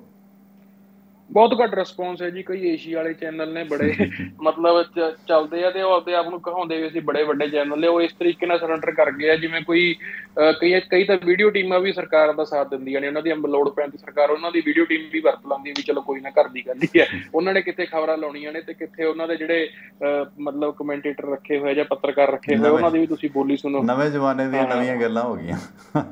ਹਾਂਜੀ ਹਾਂ, ਨਵੇਂ ਜ਼ਮਾਨੇ ਦੀਆਂ ਖੈਰ, ਨਵੇਂ ਜ਼ਮਾਨੇ ਦੀਆਂ ਨਵੀਆਂ ਗੱਲਾਂ ਆਖੀਏ। ਤੁਹਾਡੀ ਪੀੜ੍ਹੀ ਹੈ, ਤੁਸੀਂ ਅੰਦੋਲਨ 'ਚ ਬਹੁਤ ਵਧੀਆ ਕੰਮ ਕੀਤਾ, ਮਾਨਸਾ ਵਾਲਿਓ। Trolley to Twitter to tractor, ਬੜੇ ਤੁਸੀਂ ਵੀ ਪੇਜ ਚਲਾਏ, ਬਹੁਤ ਕੁਛ ਕੀਤਾ। ਨਵੀਂ ਪੀੜ੍ਹੀ ਹੈ ਇੰਸਟਾ 'ਤੇ ਵੱਖ ਸੋਸ਼ਲ ਸਾਈਟਸ 'ਤੇ ਬਹੁਤ ਫਾਸਟ ਕੰਮ ਕਰਦੀ ਹੈ। ਪਰ ਹੁਣ ਜਿਸ ਤਰ੍ਹਾਂ ਅੰਮ੍ਰਿਤਪਾਲ ਦਾ ਇੱਕ ਪੇਜ ਸੀਗਾ, 11,000 ਫਾਲੋਅਰ ਸੀ, ਭਾਰਤ ਸਰਕਾਰ ਨੇ ਉਹਦਾ ਟਵਿੱਟਰ ਬੈਨ ਕਰ ਦਿੱਤਾ। ਟਵਿੱਟਰ 'ਤੇ ਤੁਸੀਂ ਵੀ ਬਹੁਤ ਸਰਗਰਮ ਹੋ, ਕਾਫੀ ਕੁਛ ਹੋ ਰਿਹਾ। ਇਹ ਜਿਹੜੇ ਸੋਸ਼ਲ ਮੀਡੀਆ ਦੇ ਇਹ ਪਲੇਟਫਾਰਮ ਨੇ, ਹਾਲਾਂਕਿ ਇਹਨਾਂ ਪਲੇਟਫਾਰਮ 'ਤੇ ਵੀ ਇਹ ਵੀ ਦੇਸ਼ਾਂ ਦੀਆਂ ਸਰਕਾਰਾਂ ਤੋਂ ਬਾਹਰ ਨਹੀਂ ਹੈ। ਤੁਸੀਂ ਵੇਖੋ ਕਿ ਜਦੋਂ ਮੋਦੀ ਸਾਹਿਬ ਦੀ ਆਮਦ ਹੁੰਦੀ ਹੈ ਅਤੇ ਨਾਲ ਫੇਸਬੁੱਕ ਦੀ ਏਸ਼ੀਆ ਦੀ ਪ੍ਰਤੀਨਿਧ ਉਚੇਚੀ ਉਹਨਾਂ ਨਾਲ ਮੀਟਿੰਗ ਕਰਦੀ ਹੈ। ਇਹ ਜਿਹੜੀਆਂ ਸੋਸ਼ਲ ਸਾਈਟਸ ਨੇ, ਵੱਡੇ ਸੋਸ਼ਲ ਅਦਾਰੇ ਨੇ, ਭਾਵੇਂ ਟਵਿੱਟਰ ਹੈ, ਇੰਸਟਾ ਆ, ਫੇਸਬੁੱਕ ਹੈ ਜਾਂ ਹੋਰ ਨੇ, ਇਹਨਾਂ ਨੂੰ ਤੁਹਾਡੀ ਪੀੜ੍ਹੀ ਕੀ ਵੇਖਦੀ ਹੈ ਮਨੁੱਖੀ ਹਕੂਕ ਦੀ ਲੜਾਈ ਦੇ ਮੁਤਲਕ? ਕਿਉਂਕਿ ਜਿਵੇਂ ਅੰਮ੍ਰਿਤਪਾਲ ਦਾ ਇਹ ਬੈਨ ਹੋਇਆ, ਕਾਰਨ ਬਹੁਤ ਸਾਰੇ ਨੇ। ਆਪਣੀ ਗੱਲ ਕਹਿਣ ਦਾ ਹਰ ਬੰਦੇ ਕੋਲ ਮਾਧਿਅਮ ਹੈ, ਪਰ ਉਹ ਝੰਡਾ ਚਲਾਇਆ ਕਦੋਂ ਦਾ, ਉਦੋਂ ਦਾ ਮਸਲਾ ਸੀ। ਪਰ ਹੁਣ ਅੰਮ੍ਰਿਤਪਾਲ ਦਾ ਉਹ ਬੈਨ ਹੁਣ ਕੀਤਾ ਗਿਆ ਉਹਦੀਆਂ ਸਰਗਰਮੀਆਂ ਨੂੰ ਲੈ ਕੇ। ਜਿਹੜਾ ਤੁਹਾਡੀ ਪੀੜ੍ਹੀ ਕੋਲ ਇਹ ਫਾਸਟ ਟਰੈਕ 'ਤੇ, ਕਿਉਂਕਿ ਤੁਹਾਡੀ ਪੀੜ੍ਹੀ, ਚਲੋ ਤੁਸੀਂ ਤਾਂ ਫਿਰ ਵੀ ਪ੍ਰਿੰਟ ਮੀਡੀਆ ਪੜ੍ਹਦੇ ਹੋ, ਬਹੁਤੇ ਬੱਚੇ ਕਰੋਨਾ ਤੋਂ ਬਾਅਦ ਪ੍ਰਿੰਟ ਮੀਡੀਆ ਅਖਬਾਰਾਂ ਨਹੀਂ ਪੜ੍ਹਦੇ, ਵੱਡੇ ਚੈਨਲ ਨਹੀਂ ਵੇਖਦੇ, ਉਹ ਇੰਸਟਾ 'ਤੇ ਜਾਂ ਇਹਨਾਂ ਸੋਸ਼ਲ ਸਾਈਟਸ 'ਤੇ ਹੀ ਉਸ ਨੂੰ ਫਾਲੋ ਕਰਦੇ ਨੇ। ਇਸ ਸਾਧਨਾਂ ਨੂੰ ਤੁਸੀਂ ਕਿਵੇਂ ਵੇਖਦੇ ਹੋ? ਕਿਉਂਕਿ ਤੁਹਾਡੀ ਜਦੋਂ ਕੋਈ ਖਬਰ ਨਹੀਂ ਲੱਗਦੀ, ਤੁਸੀਂ ਆਪਣੇ ਪੇਜ 'ਤੇ ਸਾਰਾ ਪਾ ਦਿੰਦੇ ਹੋ, ਜਿਹਨੂੰ ਲੋੜ ਹੈ ਤੁਹਾਡੇ ਫੈਕਟ ਚੱਕ ਲੈਂਦਾ ਹੈ। ਇਹ ਤੁਹਾਡੇ ਕੋਲੋਂ ਇਹ ਹਥਿਆਰ ਖੁੱਸ ਰਿਹਾ ਟਵਿੱਟਰ ਵਗੈਰਾ, ਜਾਂ ਇਹ ਮਤਲਬ ਲੋਕਾਂ ਦੀ ਲੜਾਈ ਲੜਨ ਵਾਲਿਆਂ ਤੋਂ? ਦੇਖੋ ਜੀ, ਇਹ ਵੱਡੀ ਦਿੱਕਤ ਤੇ ਹੈਗੀ ਹੈ, ਇਹਦੇ 'ਚ ਕੋਈ ਰੌਲਾ ਨਹੀਂ ਵੀ ਜਿਹੜੀ ਆਪਣੀ ਸੈਂਟਰ ਗਵਰਨਮੈਂਟ ਹੈ, ਉਹਨੇ ਲੋਕਾਂ ਤੋਂ ਜਿਹੜਾ ਫਰੀडम ਹੈ, ਬੋਲਣ ਦੀ ਆਜ਼ਾਦੀ ਹੈ। ਸਟੇਟ ਗਵਰਨਮੈਂਟਾਂ ਵੀ ਧੱਕਾ ਕਰਦੀਆਂ ਨੇ, ਸਟੇਟ ਗਵਰਨਮੈਂਟਾਂ ਬੈਨ ਕਰਾਉਂਦੀਆਂ ਨੇ। ਸਟੇਟ ਗਵਰਨਮੈਂਟਾਂ ਬੜੇ ਟਵੀਟ ਬੈਨ ਕਰਾਉਂਦੀਆਂ, ਵਿਦਹੈਲਡ ਕਰਾਉਂਦੀਆਂ ਅਕਾਊਂਟ। ਇਹ ਮਸਲਾ ਕਿਸਾਨ ਅੰਦੋਲਨ ਵੇਲੇ ਸ਼ੁਰੂ ਹੋਇਆ ਸੀਗਾ, ਜਦੋਂ ਪਹਿਲੀ ਵਾਰੀ ਇੰਡੀਆ ਦੇ ਵਿੱਚ ਜਿਹੜੇ ਟਵਿੱਟਰ ਹੈਂਡਲ ਨੇ ਉਹ ਵਿਦਹੈਲਡ ਕਰਾਏ ਆ। ਤੁਹਾਡੀ ਗੱਲ ਨੂੰ ਮੈਂ ਵਾਅਦਾ ਕਰਦੇ ਹਾਂ, ਜਿੱਦਾਂ ਰੇਲ ਰੋਕੋ ਸੀਗਾ, ਕਿਸਾਨ ਮਜ਼ਦੂਰ ਸੰਘਰਸ਼ ਕਮੇਟੀ ਦਾ, ਇਹਨਾਂ ਦੇ 9 ਦੇ ਕਰੀਬ ਟਵਿੱਟਰ ਅਕਾਊਂਟ ਕਿਸਾਨਾਂ ਦੇ ਵੀ ਬੰਦ ਕਰਤੇ ਸੀ ਜੀ। ਮੈਂ ਤੁਹਾਨੂੰ ਦੱਸਦਾ, ਇਹ ਪਹਿਲੀ ਵਾਰ ਨਹੀਂ ਹੋਇਆ। ਇਹ ਜਦੋਂ ਅਸੀਂ ਸ਼ੁਰੂ ਦੇ ਵਿੱਚ ਕਿਸਾਨ ਅੰਦੋਲਨ ਲਈ, ਉਦੋਂ ਮੋਦੀ ਦੇ ਜਿਹੜੀਆਂ ਟੀਮਾਂ ਨੇ ਉਹਨਾਂ ਨੂੰ ਬੜਾ ਵਕਤ ਪਾਇਆ ਹੋਇਆ ਸੀ। ਰੋਜ਼ ਸਾਡੇ ਜਿਹੜੇ ਦੋਸਤ ਕਿਸਾਨ ਸਾਰੇ ਭਰਾ ਸਾਡੇ ਜੁੜ ਕੇ ਅਸੀਂ ਸਾਰੇ ਇੱਕ ਪਲੈਨਿੰਗ ਕਰਕੇ ਰੋਜ਼ ਇੱਕ ਆਪਦਾ ਟ੍ਰੈਪ ਦੀ ਗੱਲ ਕਰਨ ਲਈ ਟ੍ਰੈਂਡ ਕਰਵਾਉਂਦੇ ਸੀ। ਉਸ ਤੋਂ ਬਾਅਦ ਪਹਿਲੀ ਵਾਰੀ ਇਹ ਹੋਇਆ ਸੀ ਕਿ ਜਿਹੜਾ ਸਰਕਾਰ ਨੇ ਟਵਿੱਟਰ ਹੈਂਡਲ ਵਿਦਹੈਲਡ ਕਰਾਏ ਸੀ, ਇੰਡੀਆ ਦੇ ਵਿੱਚ ਬੈਨ ਕਰਾਏ ਸੀ। ਉਹਨਾਂ ਦੇ ਵਿੱਚ ਪਹਿਲਾ ਟਵੀਟ, ਉਹਨਾਂ ਦੇ ਵਿੱਚੋਂ ਮੇਰਾ ਵੀ ਟਵਿੱਟਰ ਹੈਂਡਲ ਸੀਗਾ, ਜਿਹੜਾ ਪੁਰਾਣਾ ਟਵਿੱਟਰ ਹੈਂਡਲ ਵਿਦਹੈਲਡ ਹੋ ਗਿਆ ਸੀਗਾ, ਉਹ ਹਜੇ ਤੱਕ ਨਹੀਂ ਖੁੱਲਿਆ। ਤੇ ਉਦੋਂ ਬਕਾਇਦਾ ਮੈਨੂੰ ਮੇਲ ਆਈ ਸੀ ਕਿ ਸੈਂਟਰ ਗਵਰਨਮੈਂਟ ਨੇ ਤੁਹਾਡਾ ਬਾਈ ਨੇਮ ਟਵਿੱਟਰ ਹੈਂਡਲ ਹੈ ਜਿਹੜਾ ਦਿੱਤਾ ਹੈਗਾ, ਤੇ ਤਾਂ ਕਿ ਕਿਉਂਕਿ ਉਹਨਾਂ ਨੂੰ ਪਤਾ ਲੱਗਦਾ ਸੀ ਵੀ ਇਹ ਕੈਂਪੇਨ ਕਿਹੜੇ ਬੰਦੇ ਉਸ ਤਰੀਕੇ ਨਾਲ ਰਨ ਕਰਦੇ ਆ, ਜਾਂ ਕਿਹੜੇ ਉਦੋਂ ਬੰਦੇ ਪਾਰਟ ਲੈ ਰਹੇ, ਜਾਂ ਕਿਹੜੇ ਬੰਦੇ ਡਿਸਾਈਡ ਕਰਦੇ ਆ ਵੀ ਕੀ ਹੈਸ਼ਟੈਗ ਹੋਣਾ ਚਾਹੀਦਾ ਜਾਂ ਕਿੱਦਾਂ। ਉਹ ਟਵਿੱਟਰ ਹੈਂਡਲ ਫਿਰ ਅਸੀਂ ਨਵਾਂ ਬਣਾ ਲਿਆ। ਹੁਣ ਜਿਹੜਾ ਮੇਰਾ ਅੱਜ ਕੱਲ੍ਹ ਟਵਿੱਟਰ ਹੈਂਡਲ ਚੱਲਦਾ, ਉਹ ਮੇਰਾ ਦੂਜਾ ਟਵਿੱਟਰ ਹੈਂਡਲ ਬਣਾਇਆ ਹੋਇਆ, ਜਿਹੜਾ ਉਸ ਦੇ ਬੰਦ ਹੋਣ ਤੋਂ ਬਣਾ ਲਿਆ। ਦੇਖੋ, ਸਰਕਾਰਾਂ ਨੂੰ ਇਹ ਚਾਹੀਦਾ ਵੀ ਜਿਹੜੀ ਸੋਸ਼ਲ ਮੀਡੀਆ ਤੇ ਬੋਲਣ ਦੀ ਆਜ਼ਾਦੀ ਹੈ ਉਹ ਤੇ ਹੋਣੀ ਚਾਹੀਦੀ ਹੈ, ਉਹਦੇ 'ਚ ਕੋਈ ਰੌਲਾ ਨਹੀਂਗਾ। ਸਰਕਾਰਾਂ ਨੂੰ ਇਹਨਾਂ ਚੀਜ਼ਾਂ ਦੇ ਉੱਤੇ ਜਿਹੜੇ ਸ਼ਿਕੰਜੇ ਆ ਉਹ ਇਸ ਤਰੀਕੇ ਨਾਲ ਨਹੀਂ ਕੱਸਣੇ ਚਾਹੀਦੇ, ਅਨਲੈਸ ਅਨਟਿਲ ਜਦੋਂ ਕੋਈ ਮਤਲਬ ਇਲੀਗਲ ਕੰਮ ਸੋਸ਼ਲ ਮੀਡੀਆ ਤੇ ਨਹੀਂ ਹੁੰਦਾ, ਕੋਈ ਜਿਹੜਾ ਉਸ ਨੂੰ ਰੋਕਣ ਤੋਂ ਇਲਾਵਾ ਜਿਹੜੀਆਂ ਹੁਣ ਕੋਈ ਆਪਦੀ ਗੱਲ ਰੱਖ ਰਿਹਾ, ਜਿੱਦਾਂ ਕਿਸਾਨ ਅੰਦੋਲਨ ਦੇ ਵਿੱਚ ਲੋਕਾਂ ਨੇ ਗੱਲ ਰੱਖੀ ਸੀ, ਉਹਨੂੰ ਬੰਦ ਕਰਾ ਦਿੱਤਾ। ਅੱਜ ਦਾ ਪਿੱਛੇ ਵੀ ਹੁਣ ਕੁਛ ਕਿਸਾਨਾਂ ਦੇ ਕਿਸਾਨ ਜਿਹੜੇ ਆਪਣੇ ਕਿਸਾਨੀ ਦੇ ਹੱਕ ਦੇ ਵਿੱਚ ਟਵੀਟ ਕਰਦੇ, ਉਹਨਾਂ ਦੇ ਹੈਂਡਲ ਬੰਦ ਹੋਏ। ਉਸੇ ਤਰੀਕੇ ਨਾਲ ਮਤਲਬ ਇਹ ਗੱਲ ਲੋਕਾਂ ਨੂੰ ਰੱਖਣ ਦਾ ਹੱਕ ਹੋਣਾ ਚਾਹੀਦਾ, ਇਹਦੇ 'ਚ ਕੋਈ ਨਹੀਂ। ਪਰ ਜਿਹੜੀ ਸਰਕਾਰਾਂ ਨੇ ਉਹ ਕਿਸੇ ਨਾ ਕਿਸੇ ਤਰੀਕੇ, ਜਿਹੜੀਆਂ ਵੱਡੀਆਂ ਕੰਪਨੀਆਂ ਨੇ, ਪਹਿਲਾਂ ਉਹ ਵੱਡੀਆਂ ਕੰਪਨੀਆਂ ਕਿਸੇ ਕਾਨੂੰਨ ਦੇ ਵਿੱਚ ਨਹੀਂ ਆਉਂਦੀਆਂ ਸੀਗੀਆਂ।